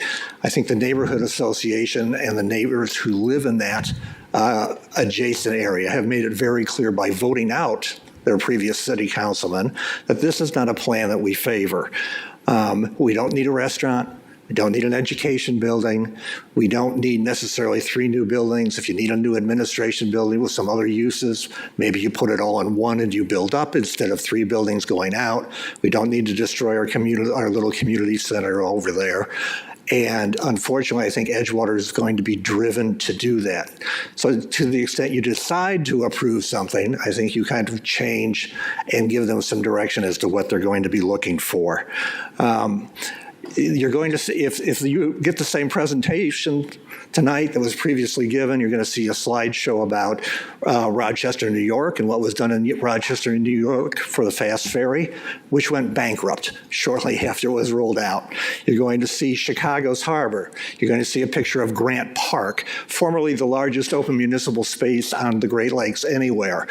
Absolutely destroyed by a Smith & Associates plan that eliminated all that great blank space where you could have soccer matches and epic concerts and fireworks and everything else for something that was carved up with a bunch of, quote, stuff. All I can think of is this is quote, deja vu all over again. I don't want to go in that direction. I don't think the neighbors want to go in that direction. They've made it clear. And again, like the previous commenter, I would urge you not to approve this tonight. Take a pause, take this back to the community. Let us know what we're going to do and take some additional public comment. Thank you. Thank you. Thank you. Anyone else that should be heard? Go ahead. Name and address, please. My name is Jared Soto of 1627 Mead Avenue, Sheboygan, and I'm a young person. I am proud of Sheboygan. I love this area a lot, and whatever we do with the marina, I just want it to be something that I can be proud of, to say, hey, this is Sheboygan. This is our identity. I don't want us to be another Milwaukee. I don't want us to be another Manitowoc. I want us to be unique in our own ways. So when we do proceed with our marina, I just want that to be taken into consideration and remember what makes this city magical. Thank you. Anyone else? Go ahead, Eric. My name is Eric Cotty, and I live at 134 Lake Court in Sheboygan. First, I'd like to second the gentleman before me's comments. I agree with that 100%. I was born in Sheboygan and lived here until I was about 20 years old to go to college.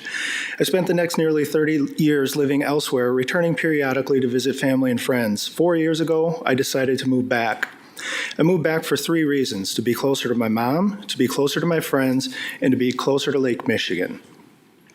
The lake helped raise me. That's right, the lake has taught me many lessons and helped shape who I am as a person. The facilities and amenities at Harbor Center Marina were a big draw for me as well in my decision to move here. After 2 years of enjoying the facilities, everything changed. When the city took over management of the marina, nearly all the amenities were eliminated.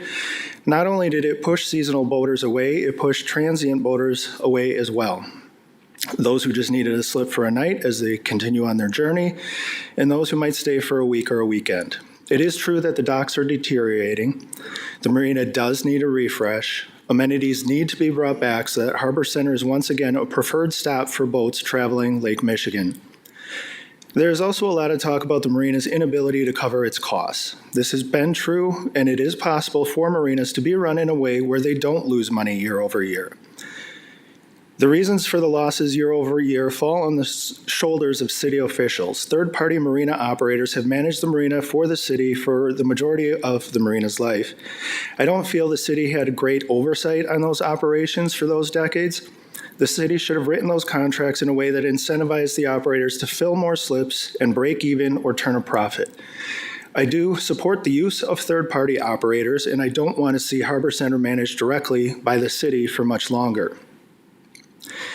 It's my opinion that Edgewater is the best choice to manage and implement this project. It is also my opinion that Sheboygan needs to always have a nice marina. It's part of what makes this city Sheboygan. I ask that the committee tonight please approve the resolution that's on the agenda and authorize Edgewater to move forward with our marina refresh. Thank you. Thank you. Anyone else? Peter. Peter Mayer. I live at 1314 North 5th Street, which is on 5th and Michigan, very close to the marina. I'm also the chair of Marine Parks and Forestry Commission, and I do want to say personally, my comment is that I very much like the marina. It's a very valuable attribute of our community, but I want to read some words from Kurt Kober, who did ask to comment. And Kurt indicated that marinas, 91% of them in the United States are privately operated, not run by municipalities. That proves that marinas can be financially successful. The marine industry has gone through a quiet but significant transformation in the past decade. There's consolidation, which has created national scale operators, deep expertise, economies of scale. Boating participation has surged across all demographics. driven in part by pandemic-era lifestyle shifts. It's no longer a niche luxury sector. It's a growing, diversified economic engine. Slip fees account for only 20% of a marina's economic impact. The remaining 80% comes from storage, maintenance services, and adjacent businesses that thrive in a well-designed marina and waterfront district. Stage 1 and subsequent phases of this plan will unlock the rest of the economic engine that is marinas. Kurt shares that he owns a boat and pays about $7,000 a year in slip fees. He spends another $23,000 annually on maintenance, service, storage, and other related expenses. He's been spending those dollars in California, but we've asked him to bring those dollars to Sheboygan, and with a proper marina, he's going to do so. Thank you. Anyone? Rebecca, go ahead. Hi there, Rebecca Clark, 735 Fairway Drive in Sheboygan, also on the Marina Parks and Forestry Board. And after looking at this plan, which is very impressive, I'm really thankful Edgewater is here tonight. Obviously, our marina needs some love. It needs to be safe. It needs to be functioning. I think Edgewater is going to do some really good architectural plans. And for the city, I think that will allow you to maybe put some of this with the thinking cap on in your capital planning so that this stuff doesn't get so run down year after year after year. I do have concerns about the cost, so I'm hoping for support to consider retaining and repurposing the current building that we have now, including D-Land Park. I'm hoping it has some good bones, because again, with some of this environmental remediation or dredging, it could get pretty expensive. And I think they will help us with some future planning. I want the education building, just not right now. And also only include the restaurant and event building space if private funding is made available, not public tax dollars. We do have restaurants right now on the riverfront that if the city wants to get involved in supporting them, they're struggling. We've had some close. So instead of opening a new space, I'm hoping the marina, along with help from transportation, can get folks from the waterfront into the restaurants we already have and support them. So thank you for your time. Thank you. Anyone else wishing to be heard? Last call. Anyone else wishing to be heard? All right, we will move on to item number 6. Resolution number 108-2526 by Alderpersons Decker and Rust, authorizing the appropriate city officials to enter into a contract for the demolition and associated site restoration of the city-owned property located at 428 Wisconsin Avenue to clear the land for future development. I believe this is for Bernie. Good afternoon.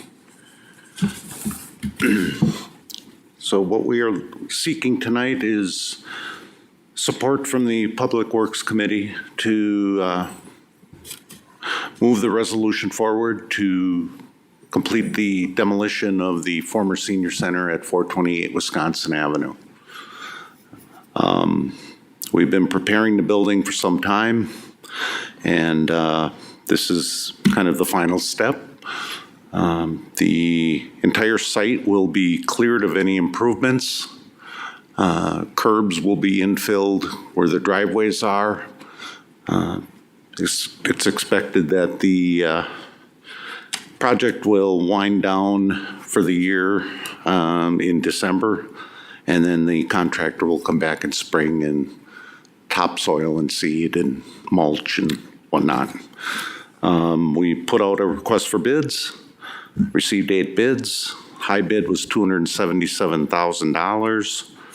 The lowest bid, meeting all of the specifications, was from C. Spiel, Vogel and Sons Excavating of Sheboygan in the amount of $97,950. Thank you. Questions from the committee? Motion made by Bellinger, seconded by Borse. Any other comments? All in favor? Aye. Any opposed? Chair votes aye. That's approved. Thank you very much. Thank you. Okay, we'll move on to number 7, resolution number 109-2526 by Alderpersons Decker and Rust, authorizing the appropriate city officials to enter into a contract for architectural design, engineering, and construction administrative services regarding Harbor Center Marina and associated facilities at 821 Broughton Drive. We have the gentleman here from, if you wanted any comments, if you want to go through this, or are you going to go through this, the slide? Okay, great.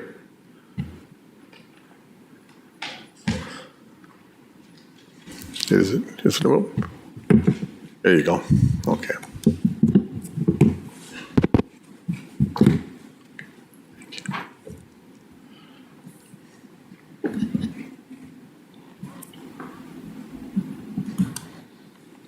Okay, there we go. Thank you for having me. Mike Morphy with Edgewater Resources, principal. I'm a principal and senior engineer at Edgewater Resources, here to present on behalf of our project team. This summer, there was an RFP issued by the city, of course, for the design and implementation of portions of the master plan for Harbor Center Marina, and I'm here to go over who we are and what our scope of work looks like and what we see the schedule looking like. So a brief introduction of our team. There's a lot of names on the board here. I won't introduce each one, but a couple of key people. Greg Wykamp, my partner and landscape architect. He's the president of Edgewater Resources. He's going to lead the landscape architecture design and the community engagement portions of the project. Of course, he's experienced in Sheboygan, having completed a marina market study earlier this year. Jack Cox leads our coastal engineering group, and he's going to help support the evaluation of the wave and ice impacts on the marina. Myself, I'm going to manage the overall project, coordinate all these different folks. And then the rest of the names on the screen are going to contribute different pieces of the project, and those are the people that you're going to see here working on it. But I should mention a couple of our sub-consultants. Maffitt Loftus is going to do MEP design on the project, and they are the nation's leading firm in terms of marina electrical systems, which are very much a niche bit of engineering. And then you'll have Collins Engineers are going to help with the site design, the survey work, and that type of thing, construction administration as well. And then Ramble Group is really going to lead the environmental effort as far as we evaluate the existing structures and the fuel system, what exists within those buildings and what might need to be handled a different way or remediated. Of course, we don't know exactly what that is yet because those investigations haven't started. Edgewater Resources, we really specialize in coastal work and marina development.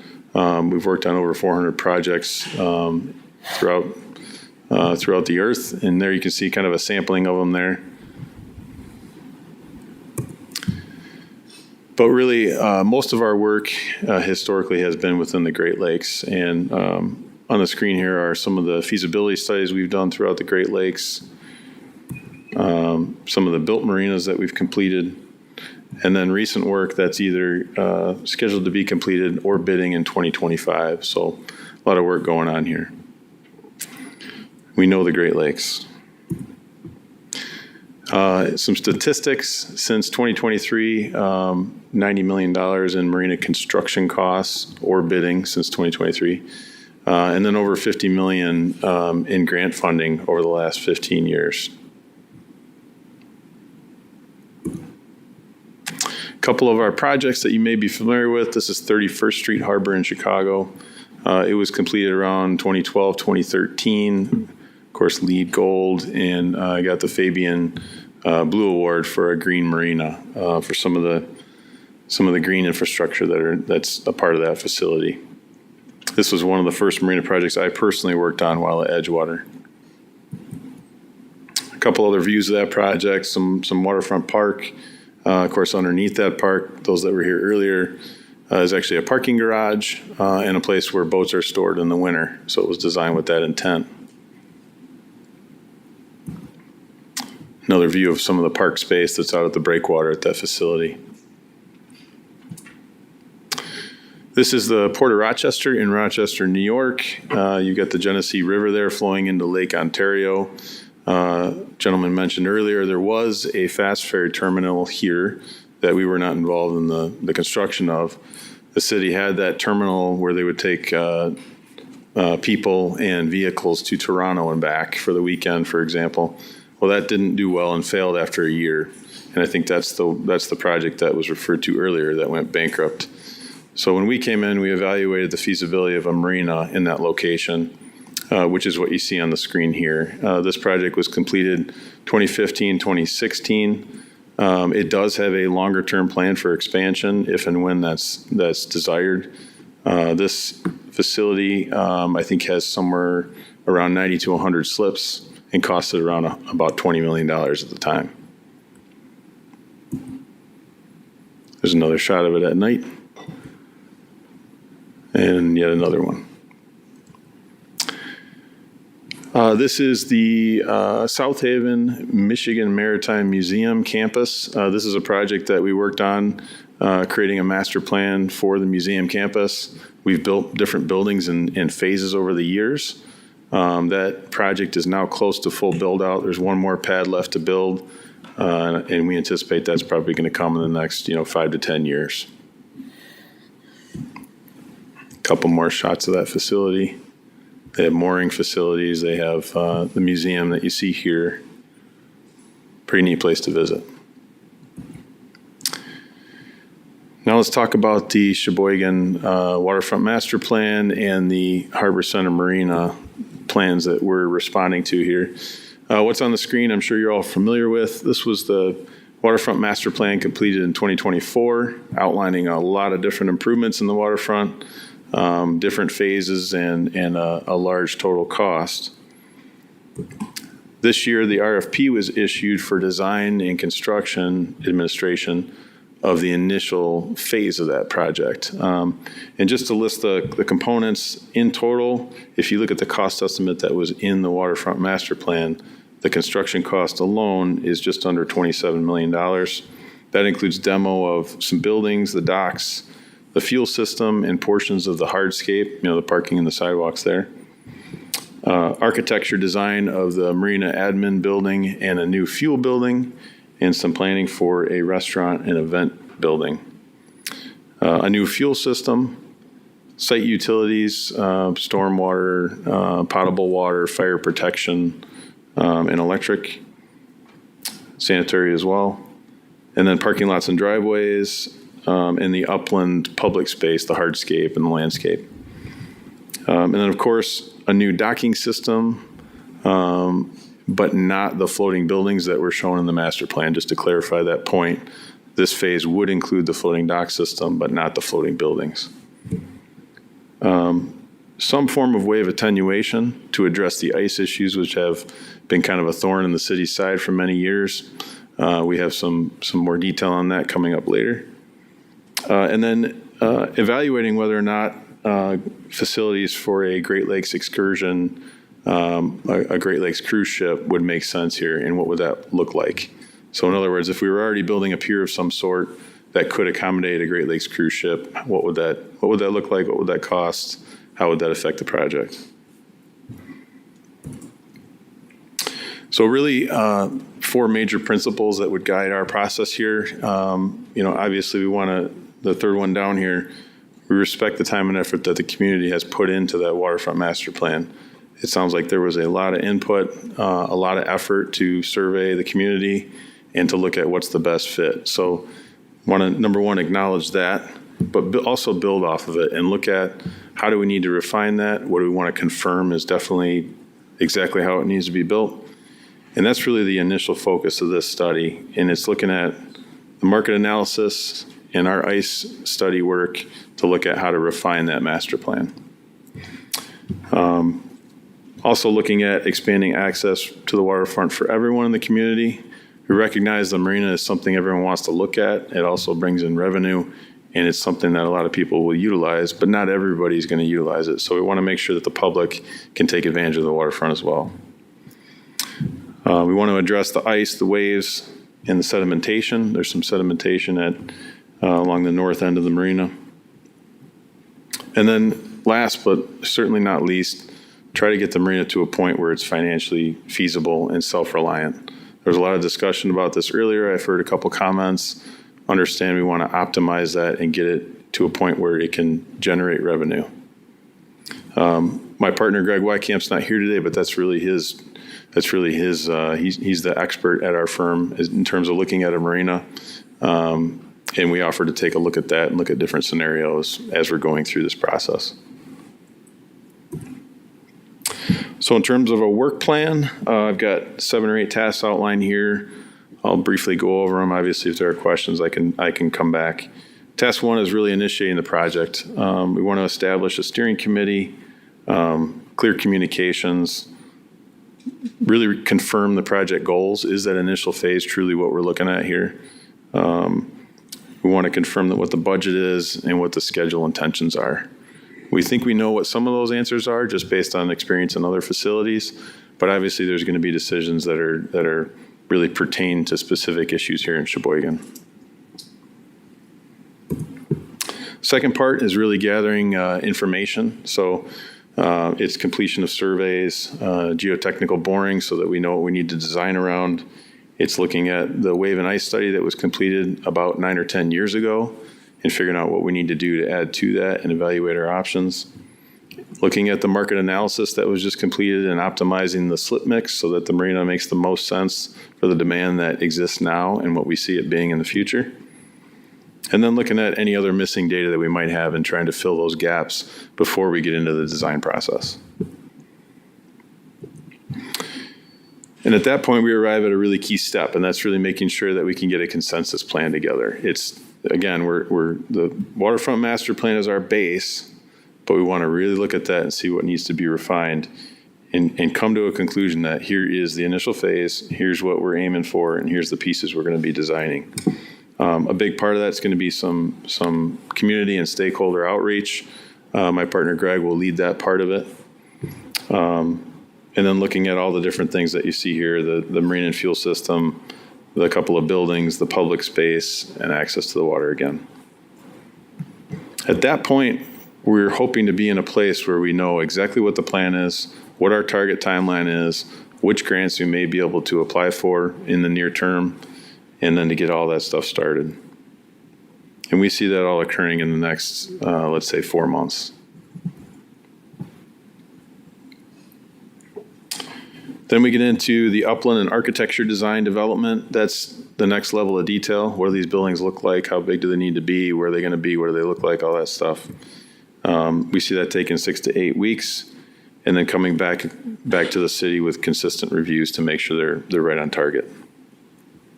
Of course, that's going to involve some of the utility planning. Where do we have water mains? Where do we have sanitary? What kind of electric service is there now? What do we need for the future? Then we get into construction documents for the buildings and the site, qualified contractors. Concurrently with that, we would be looking at the marina and advancing that to a 30% level of design so that we can start permitting. That's really one of the critical path items that we need to be moving towards as soon as possible. The permitting can take 3-4 months all the way up to 12 or more months, depending on how the agencies view the project. And so that's really going to guide how quickly we can implement the marina portion of the project that's actually in the water. Once we're nearing the end of that permit process, and we've heard from both the Army Corps and the Wisconsin DNR that we're probably close to getting a permit, that's when it's appropriate to start the final design work, preparation of bid documents, and to get the bidding going. Then we get into bidding, and we really see that there's at least 4 bid packages in this project. One for the building demo and remediation, if there is going to need to be any. One for the upland and the site infrastructure. That's underground utilities, sidewalks, roadways, stormwater, all that good stuff. The architecture portion, which right now we've got the Marina Administration Building and the Fuel Service Building, potentially as a single package, or maybe that's 2 different bid packages. And then the Marina and Fuel bid package, which would come a little later. And I'll get into the schedule in a second here. Lastly, part of our scope would be the construction administration. That's getting on site, making sure that things are progressing on schedule. It's reviewing shop drawings and submittals, requests for information from the contractor, testing and all that good stuff. So in other words, making sure the design is carried through to construction.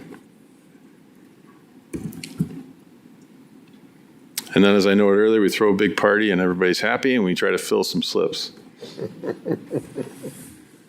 So what does that look like on a schedule-wise? Up at the top there, the first little bit is really the initiation part, and that's really, let's get the information as quickly as we can, hopefully before the ice sets in and everything's covered up.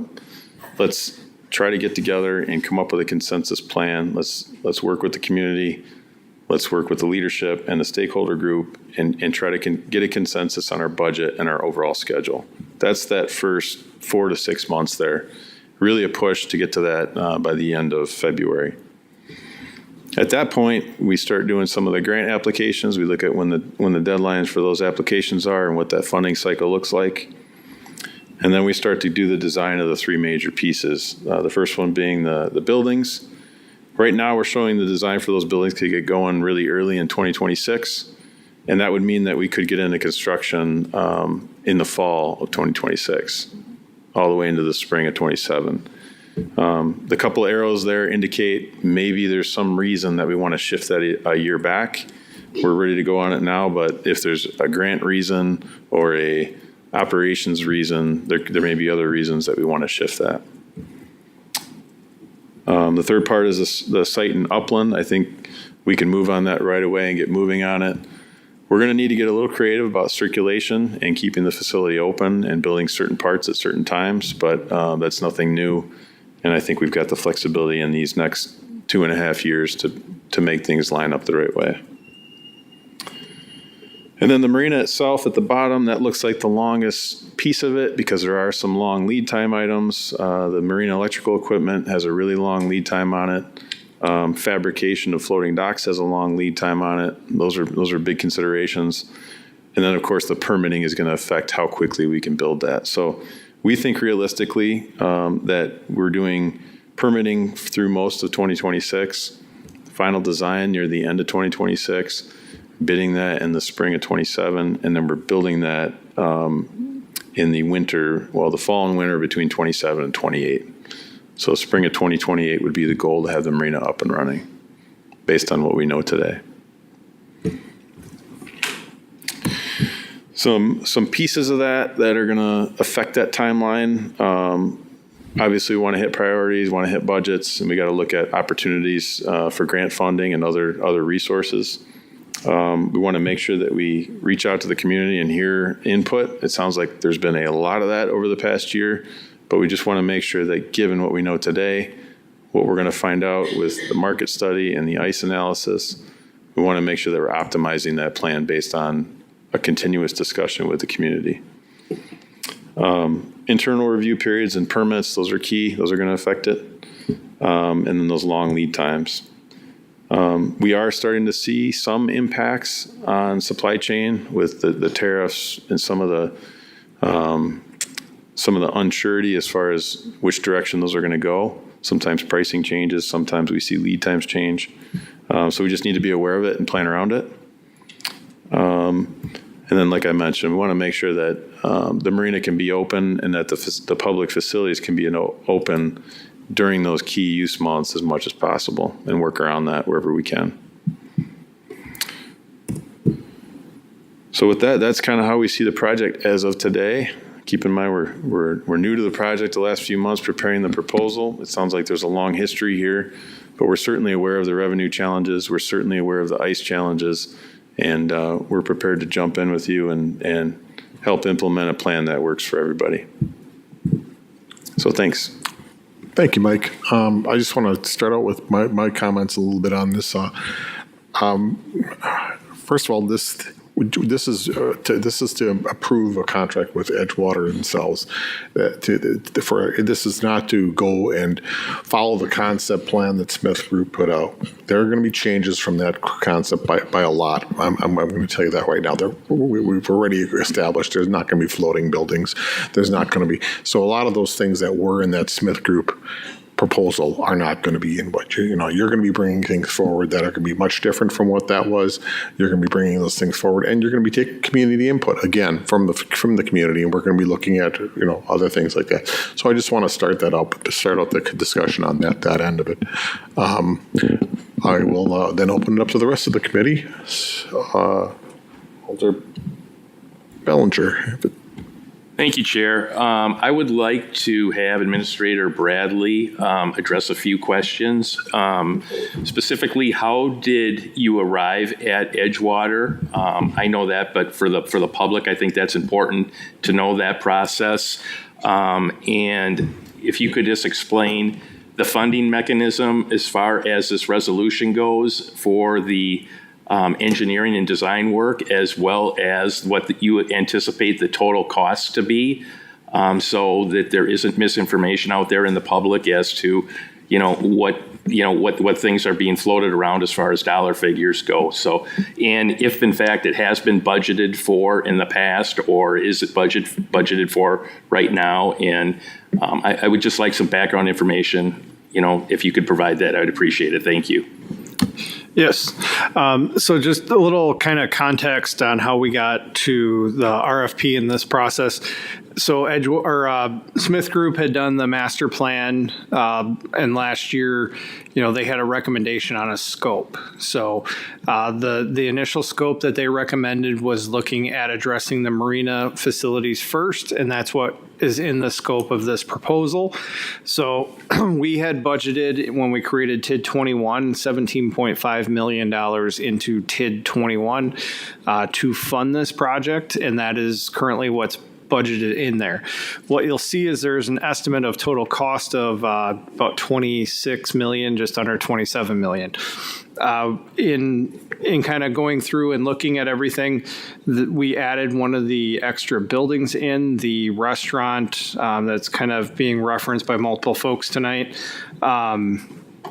That building is actually the reason for that was there was a lot of feedback from the public on they would like to have a food amenity, and that was probably one of the top feedback items that we got from the marina groups was they'd like to see food available for the marina. So that was what was designed in on potentially satisfying both the folks at the beach and the folks at the marina, having some options there, and then ultimately maximizing the public space that would be available for the public to use. So that was a rentable space on the second floor of that building that was designed. I believe it was building 12 on the map. So we added that in because we've talked to a few different local businesses that would be interested in partnering with the city. So the intent would be that would be more of a revenue bond as opposed to anything in the TID. So that would be funded and financed separately, independent of the rest of the project. So the project, when you take that out, then the project's back within the current budget estimate. I believe Smith Group projected all the buildings would be built at about $750 a square foot, which is exceptionally high. So we're looking at that 17.5 as worst case scenario, and expect that it will come down dramatically as we work our way through design. But every worst case scenario is kind of built into that right now. We anticipate, and one of the things that's very critical in this schedule is the grant application process. There's federal grants, state grants, and some private grants that we'll be going after as a part of all of this to help fund all of this to make it possible. So I think at worst case scenario, we have to rely on the TIF, but we're not relying on local taxpayers.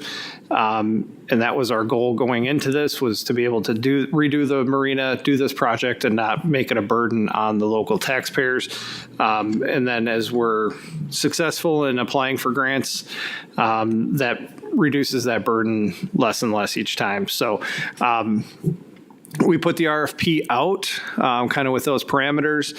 We had 4 bidders that submitted bids. We had a committee of 10 staff that went through, reviewed independently, rated them, and the top 3 were moved forward for interviews. We conducted interviews over a day or two. And once we got done, we I think we had like 2 follow-up questions for Edgewater and one other firm. We followed up with them, got their feedback, and then independently, we took a poll of who the number 1 pick was for each person. Edgewater was unanimous. All members of the committee voted with Edgewater. I'd say the biggest, they all had, really good aspects to their plans, but the biggest aspect that Edgewater had that stuck out for me and a lot of the committee members when we had a discussion was, they're the only ones that actually address the real issue that we continuously see at the marina, and that's ice.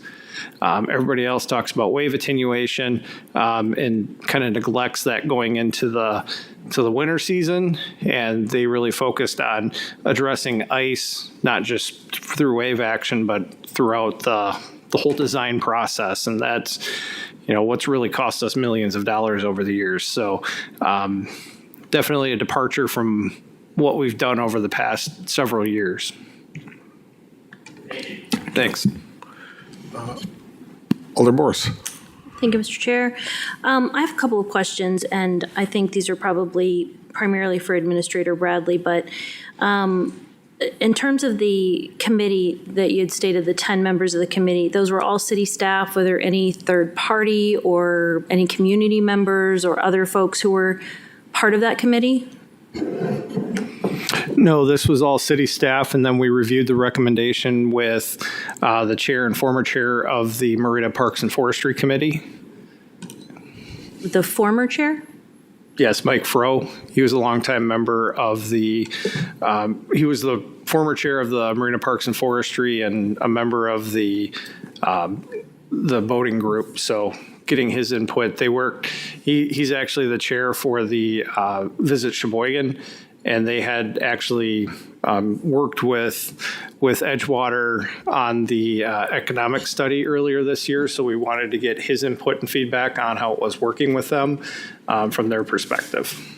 Okay, one other question, Chair. Sure, go ahead. So the market feasibility study that you had just mentioned, that is not something that's been provided to this committee. Is there any reason that hasn't been provided to this committee? Correct. That is not a city document. The city did not participate in that. That was done by Visit Sheboygan. They shared the results with city officials, but it's not one of our documents. But it's pertinent to the decision to move forward because Edgewater was involved in that? Edgewater conducted that. So it's proprietary information that can't be shared with the committee or with council? No, if you would like to have that, we can have that. We can request a copy from Visit Sheboygan.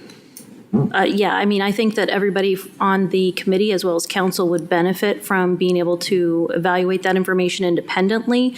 I think it's critical for our ability to make a sound decision and to move forward with all the facts. So I would appreciate it if we could be provided with a copy of that.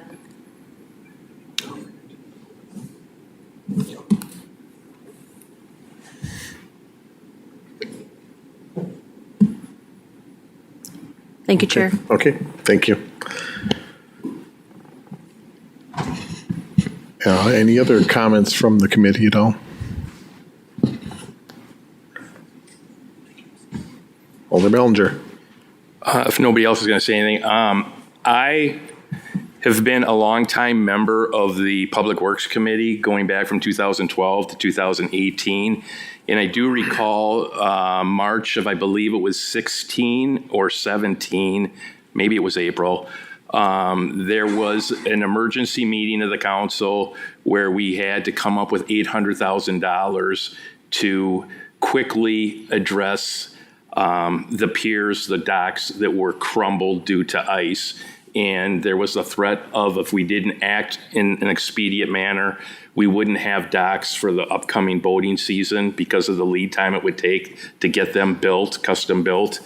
So in the past, in my opinion, the marina has been mismanaged by third-party vendors, and the oversight from the city, quite frankly, was lacking as well.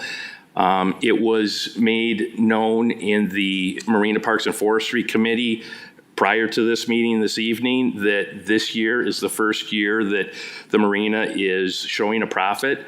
And I would like to congratulate Nick on the great job that he's been doing with the Marina so far this year. I've had numerous interactions with him, and he's been nothing but outstanding in my dealings with him. And I hear that from boaters and people that he interacts with regularly as well. So the way I see things is that we can approve this, or we can limp along and keep doing what we've been doing, which obviously doesn't make anybody happy and doesn't solve any issues, or we can get rid of the Marina. And I don't think that's in the best interest of the community either. So I think everybody would agree that the lakefront in the Marina is one of the greatest assets that we have as a community.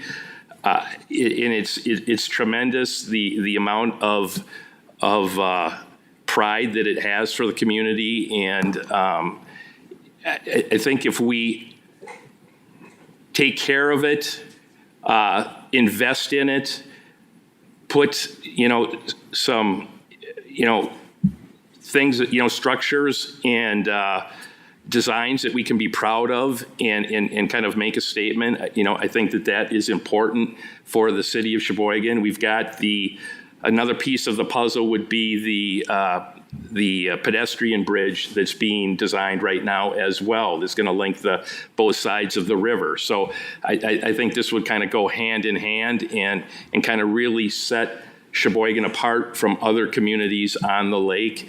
And I fully support this, and I look forward to it. I am aware of the significant financial impact that it has, but I do not think that we have a greater asset in the city that we need to invest in than the lakefront. Alder Boris. Thank you, Chair. I agree that I think the Marina is something that makes Sheboygan special and could make it even more special if it was under the right management, with the right development at the right time, et cetera. My concern at this point in time is the expediency which this matter is being addressed with. I am concerned about the fact that, and I can only speak for myself personally, I'm concerned about the fact that I only knew that this was an agenda item as of last Friday, that the overall proposal document was not made available to the committee any sooner. It was actually part of the Marina Parks and Forestry agenda items, but it was actually not part of our agenda items as part of this meeting. So at this point in time, I'd like to make a motion to postpone the matter until our next committee meeting on October 27th, which would allow us the time to review the marketing analysis and formulate any additional questions that we might have about the plan. Motion's been made. Is there a second?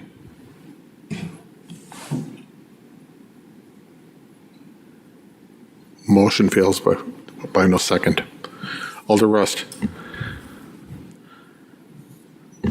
Thank you, Chair. I would like to echo Alder Bellinger's comments from earlier, and I would like to applaud Nick. He's done a great job with the Marina. I do agree that this is a jewel. When I first was elected in 2022, I was very much opposed to the idea of a new marina. I was opposed to any marina at all with its inability to make money. But after discussions with city staff and with people that are involved with it, I think we can create a marina not to the scale that we currently have. I think it's too large for a city of our size. And I think we can't just go all in on this. I think that this is something that we're going to have to do in bits and pieces. This isn't a all or nothing kind of thing. And as things come to us, we have to be ready to move with it. Everything changes as far as pricing, as far as ability to do it, and the size of our city at the time. And this has been going on since I was last elected in 24. So this has been going on for quite a while. And I remember the large meetings that took place when it initially came out. And I think that the city has a real opportunity this time to create a great space for our community. Thank you, Alderman. I couldn't agree more with all the statements that Alder Bellinger's and Alder Rust's on these. I think that, Nick has done a great job down there. I think that the marina is a jewel. It's part of our identity now. It's been there for 30 years now. That's not in our scope of things. It's not huge, but it's part of it. It is part of our identity, and it's part of what goes on. And I agree with Alder Bellinger that it's part of this whole lakefront opportunity, with the bridge and everything else like that, tying in the north and south pier. All these things are all going to be part of it, and I think that we have to move forward with some of these things. Like I said before, the concept that the Smith Group put out was, I think there were some things in there that just aren't going to be. They don't fit Sheboygan. And I think as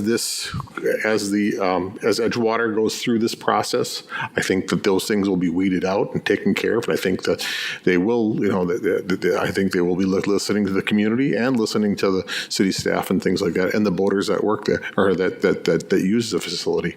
So I'm hoping that we can move forward from this and start this process. This is step one, or actually this is step 2 out of probably about 10 steps.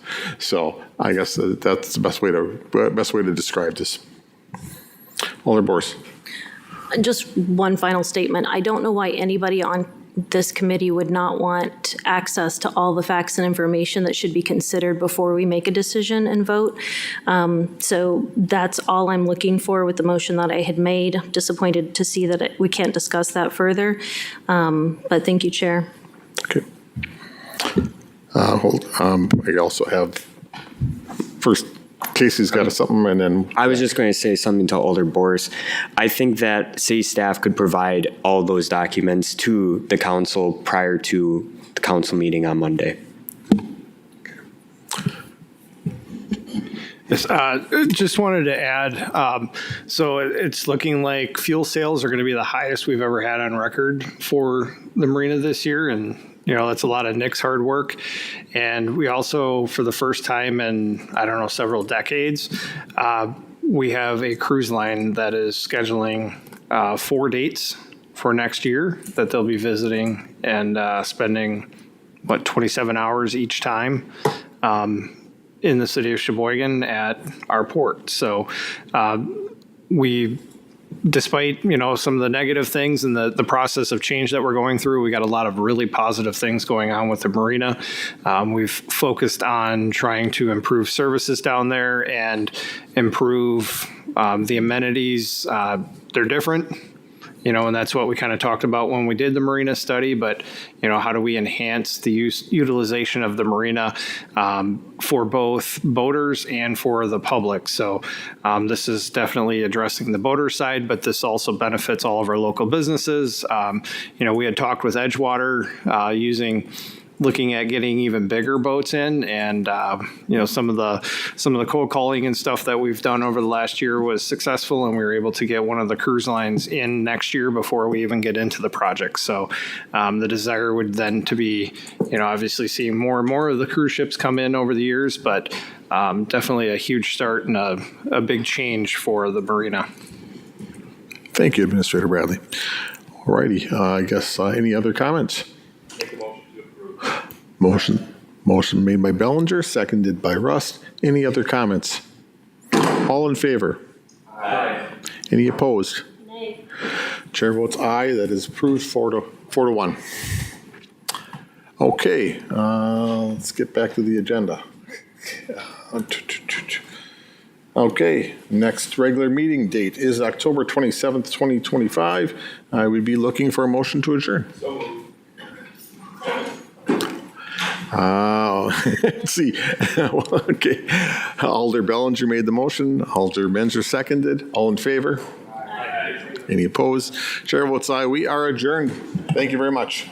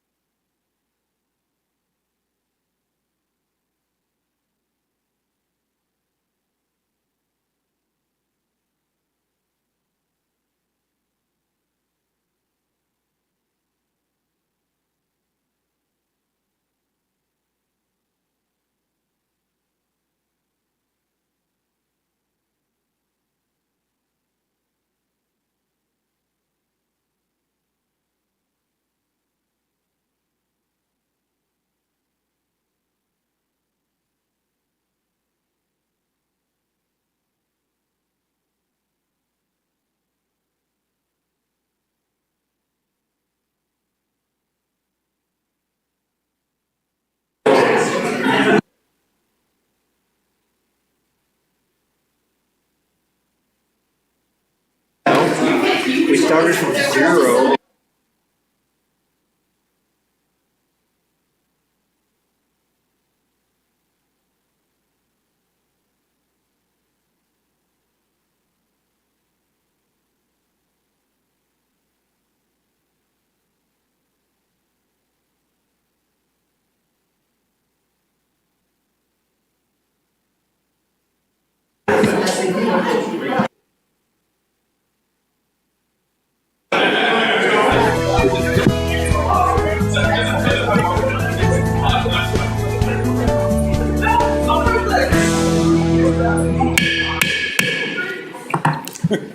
All right, it is 6 o'clock. I will call the Finance and Personnel Committee to order. We will we'll begin with the roll. Alder Lefebvre? Here. Alder Decker? Here. Alder Perella? Here. Mitchell is here. You are directly behind Alder Lefebvre. Alder Close. I can count to 5, trust me. We have all 5 present. Will you please join me in the pledge?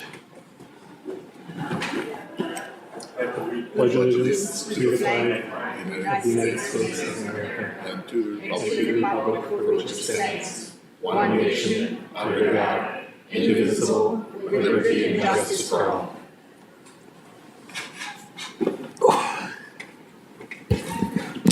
All right, next up is item 4, approval of the minutes from the meeting held on September 22nd. Do we have any discussion on those minutes? If not, we'd be looking for a motion to approve. I make a motion to approve. Second. All right, we have a motion by Perella, second by Decker. All in favor? Aye. All opposed? Chair votes aye. The ayes have it and the motion passes. Those minutes are approved. Takes us to item 5 for public comment. Do we have anybody this evening? There was a room full of people about a minute ago, but it does not seem like there is anybody. And seeing no takers, we will move on to item number 6, which is report number 21 of 2526 by the City Attorney Department, submitting the quarterly claim report.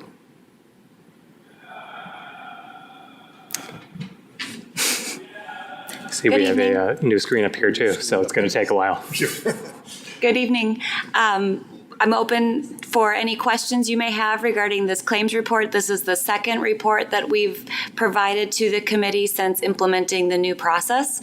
So hopefully this has all of the information that you customarily are seeking.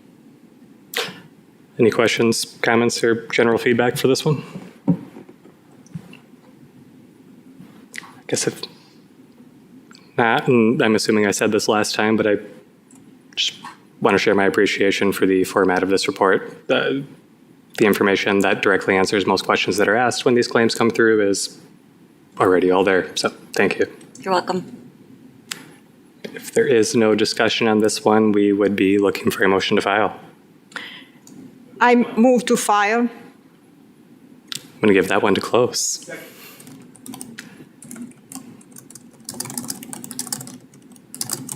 I'm going to rescind giving that one to Close and give the motion to Perella, the second to Alderman Close, and then seeing no discussion, all in favor? Aye. All opposed? Chair votes aye. The ayes have it and the motion passes. The report is filed. Next up is item number 7, which is resolution number 100, adopting certain changes to the city's medical benefit plan and dental benefit plan effective for calendar year 2026 coverage, establishing the monthly premium equivalent rates effective for January 2026 coverage and thereafter.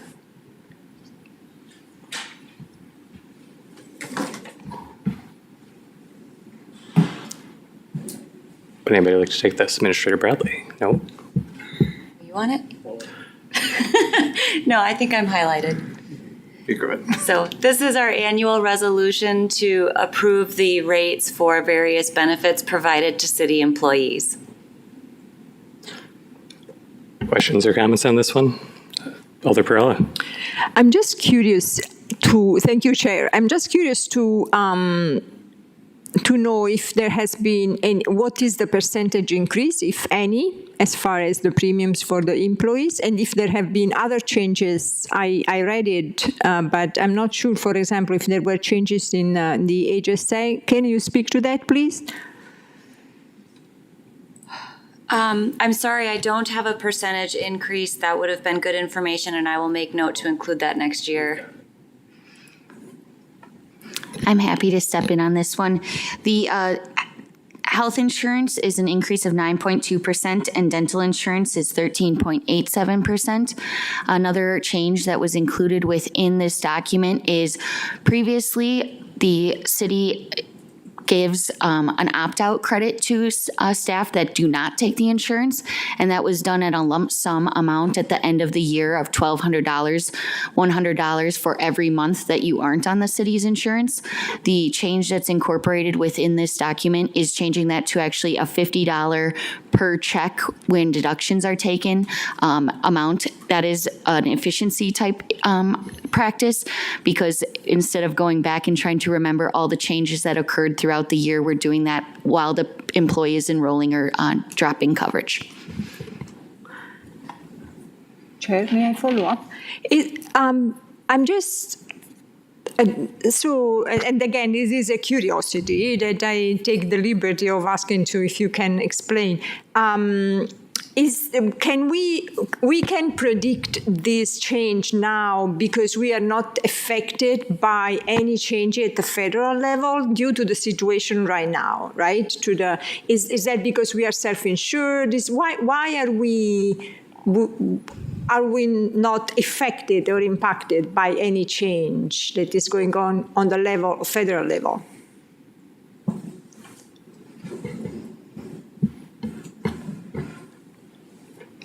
We're self-insured, so the pool is based on our premium experience.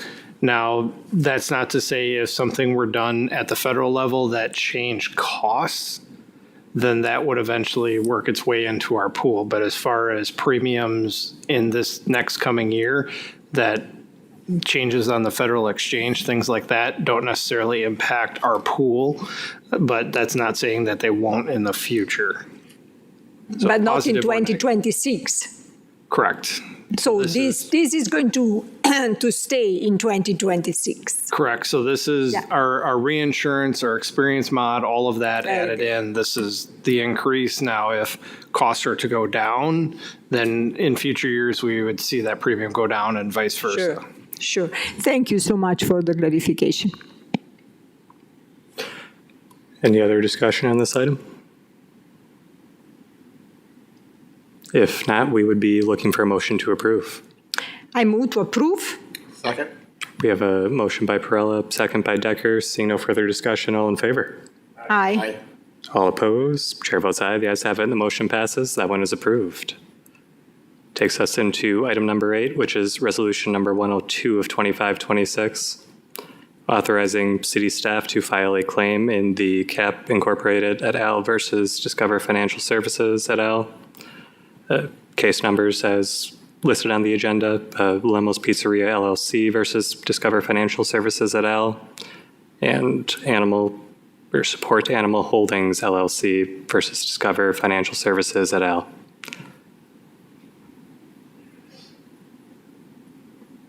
Deputy City Attorney. Thank you. So you may recall doing something similar, I believe, a year ago for Visa MasterCard interchange fee class action. This is the Discover card component to that. There's a different class action involving Discover card. So we are asking for permission to file a claim in this class action. And then if the city is entitled to any proceeds from the class action, which we would learn through the class action administrator, then we would bring that forward. If memory serves, this is, I think how we discussed it last time, essentially the equivalent of going to the link and filling out the online form for that piece of mail that you get in the mail, saying you're likely party to a class action. Any questions or comments on this one? If not, we would be looking for a motion to approve. I move to approve. Second. All right, we have a motion by Perella, second by Alder Decker. All in favor? Aye. All opposed? Chair votes aye. The ayes have it, and the motion passes. That one is approved. Next up is item 9, resolution number 103 of 2526, authorizing the purchase of vacant land in the town of Wilson, identified as parcel numbers as listed on the agenda from Deborah Gagan. Hello, this offer to purchase is brought before you today. As the housing study indicates, we need 5,200 plus units. That is not including the industry that is looking to come here. With that being said, we are hoping that this purchase helps facilitate future housing needs. Thank you. Any questions or comments? Alder Close. Yes, I'd just like to address, how is this being funded? Specifically, what funding pool are we looking to pull from? Is it budgeted in any way in 2026? Any insight into the funding structure for this? Finance Director. Thank you for bringing this up. I actually provided to the committee an amendment in front of you with language that incorporates the budget amendment in order to make this purchase happen. So we would be utilizing capital fund balance in order to pay for this at this time. And so you'll see an increase to both the land purchase account and the fund equity applied or the use of fund balance account. So if the committee is agreeable, we would be hoping to have that amendment included on the resolution so it's all approved together in one motion. Thank you. Then just a reminder that we'll need the motion to approve to be made before the motion to amend, but is there any general discussion before we move on to that? If not, we'd be looking for a motion to approve. Move to approve. Second. We have a motion to approve by Alder Perella and a second by Decker. Do we have any further motions? Alder Decker. I move to amend resolution to include the following clause. Now therefore be resolved that the finance director be authorized to amend the 2025 budget to reflect the use of fund balance to purchase 3 vacant land parcels from Deborah Gahagan as follows. Increase capital fund development land $1,071,686. That'd be account number 400,400-621100. Capital fund equity applied $1,071,686. Account number 400-493,000. Second. We have a motion to amend by Alder Decker and a second by Alder Perella. Any discussion on the amendment? Seeing none, all in favor of the amendment? Aye. Aye. Aye. All opposed? Chair votes aye. The ayes have it and the motion passes. The main motion has been amended. So now we are back to the resolution as amended. Is there any further discussion from committee?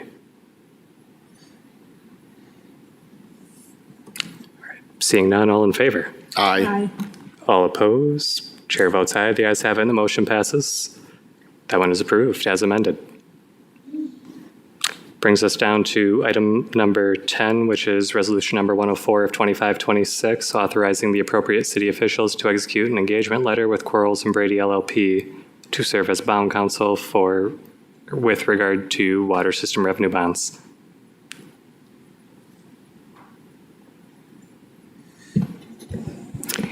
Thank you. These items, the next 3 could be taken up collectively if chosen by the committee.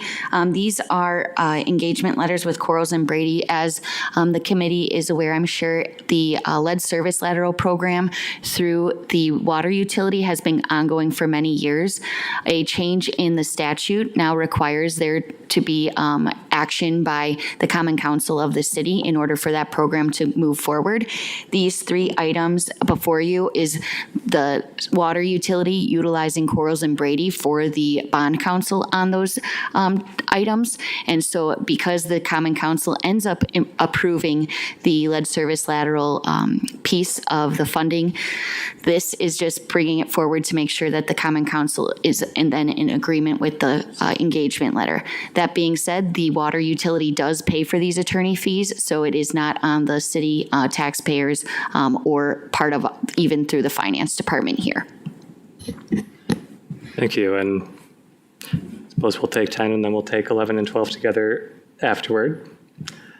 Any questions, comments on this one? Oh, they're close.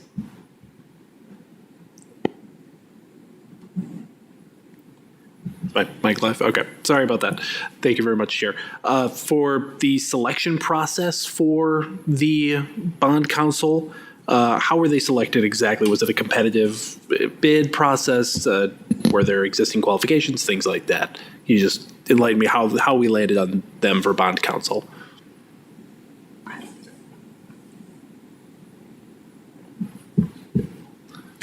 So competitive bids do not apply to professional services. You're working with individuals based on their knowledge, experience, et cetera.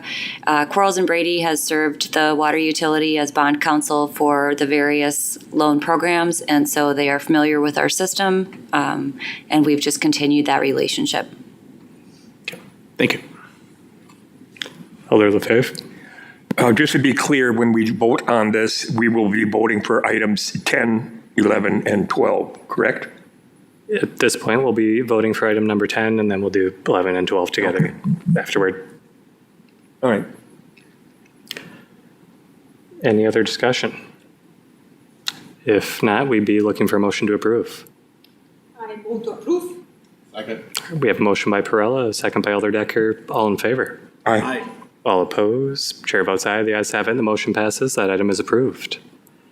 Takes us to items 11 and 12, resolutions number 105 and 106, authorizing the appropriate city officials to execute an engagement letter with Quarles and Brady LLP to serve as bond counsel with regard to taxable private LSL replacement loan program revenue bonds. I think we can probably skip the staff update on this one since we already discussed it, but any discussion, Alder Perella? I couldn't find the difference between these two items. Was 2026A and 2026B for the rounds of bonding.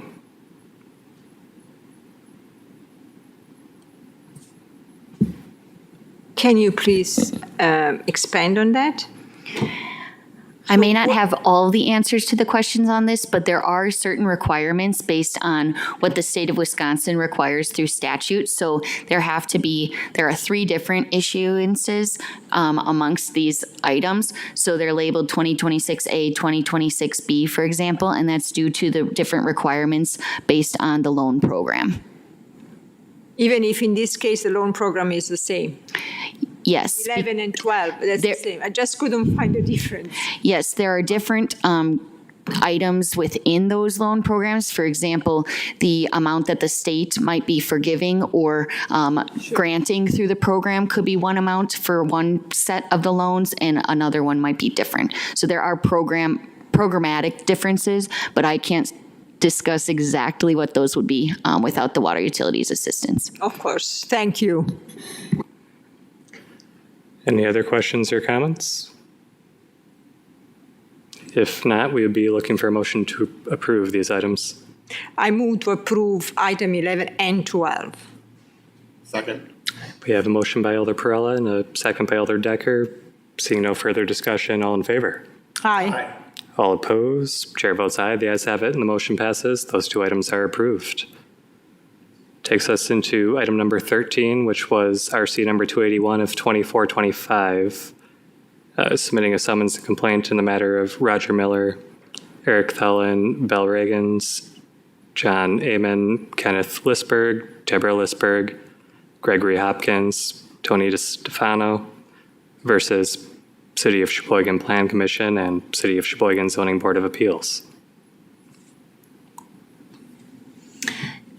We are asking that the committee file this document. This document relates to a lawsuit that was filed earlier this year. We received a favorable ruling and the case was dismissed. Any discussion on this one? Alder Perella? Thank you, Chair. The plaintiff can appeal. How long does the plaintiff have in order to appeal or to appeal? That timeline is set by statute, and the plaintiff will need to work with his attorney to understand the nuances of their appeal rights. So there is no specific date or due date or timeline for them to appeal? There is, and I could look at my personal notes to provide you an answer off record, but I don't know it off the top of my head, and I'm not comfortable giving that answer without knowing with certainty. Sure. Thank you. I appreciate it. Any other questions, comments? If not, we'd be looking for that motion to file. I make a motion to file. Second. We have a motion by Alder Perrella, second by Alder Decker. Seeing no further discussion, then all in favor? Aye. All opposed? Chair votes aye. The ayes have it, and the motion passes. That item has been filed. Next up is item number 14, under items for discussion only, the City Attorney's Office Monthly Report. Thank you. Following the similar format to reports in the past, you'll note that there are new metrics included on page 4 of this report, comparing certain metrics year over year. That is due to a new offering by the software program, so that will be included going forward. As far as litigation updates on page 5, we just discussed the Miller versus City Plan Commission case.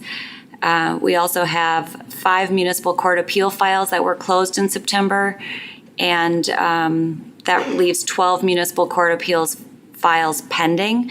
Those are primarily traffic matters where the state laws allow defendants to move a case from municipal court into circuit court because they want the right to have a trial by jury rather than a trial by a municipal court judge. And then you'll see our municipal prosecution activity. We had 52 pretrial conferences in September, 46 of those resolved by stipulation. 2 municipal trials took place. 1 case resolved with a default conviction. The other case is being held open. I welcome any questions. Questions, comments from committee?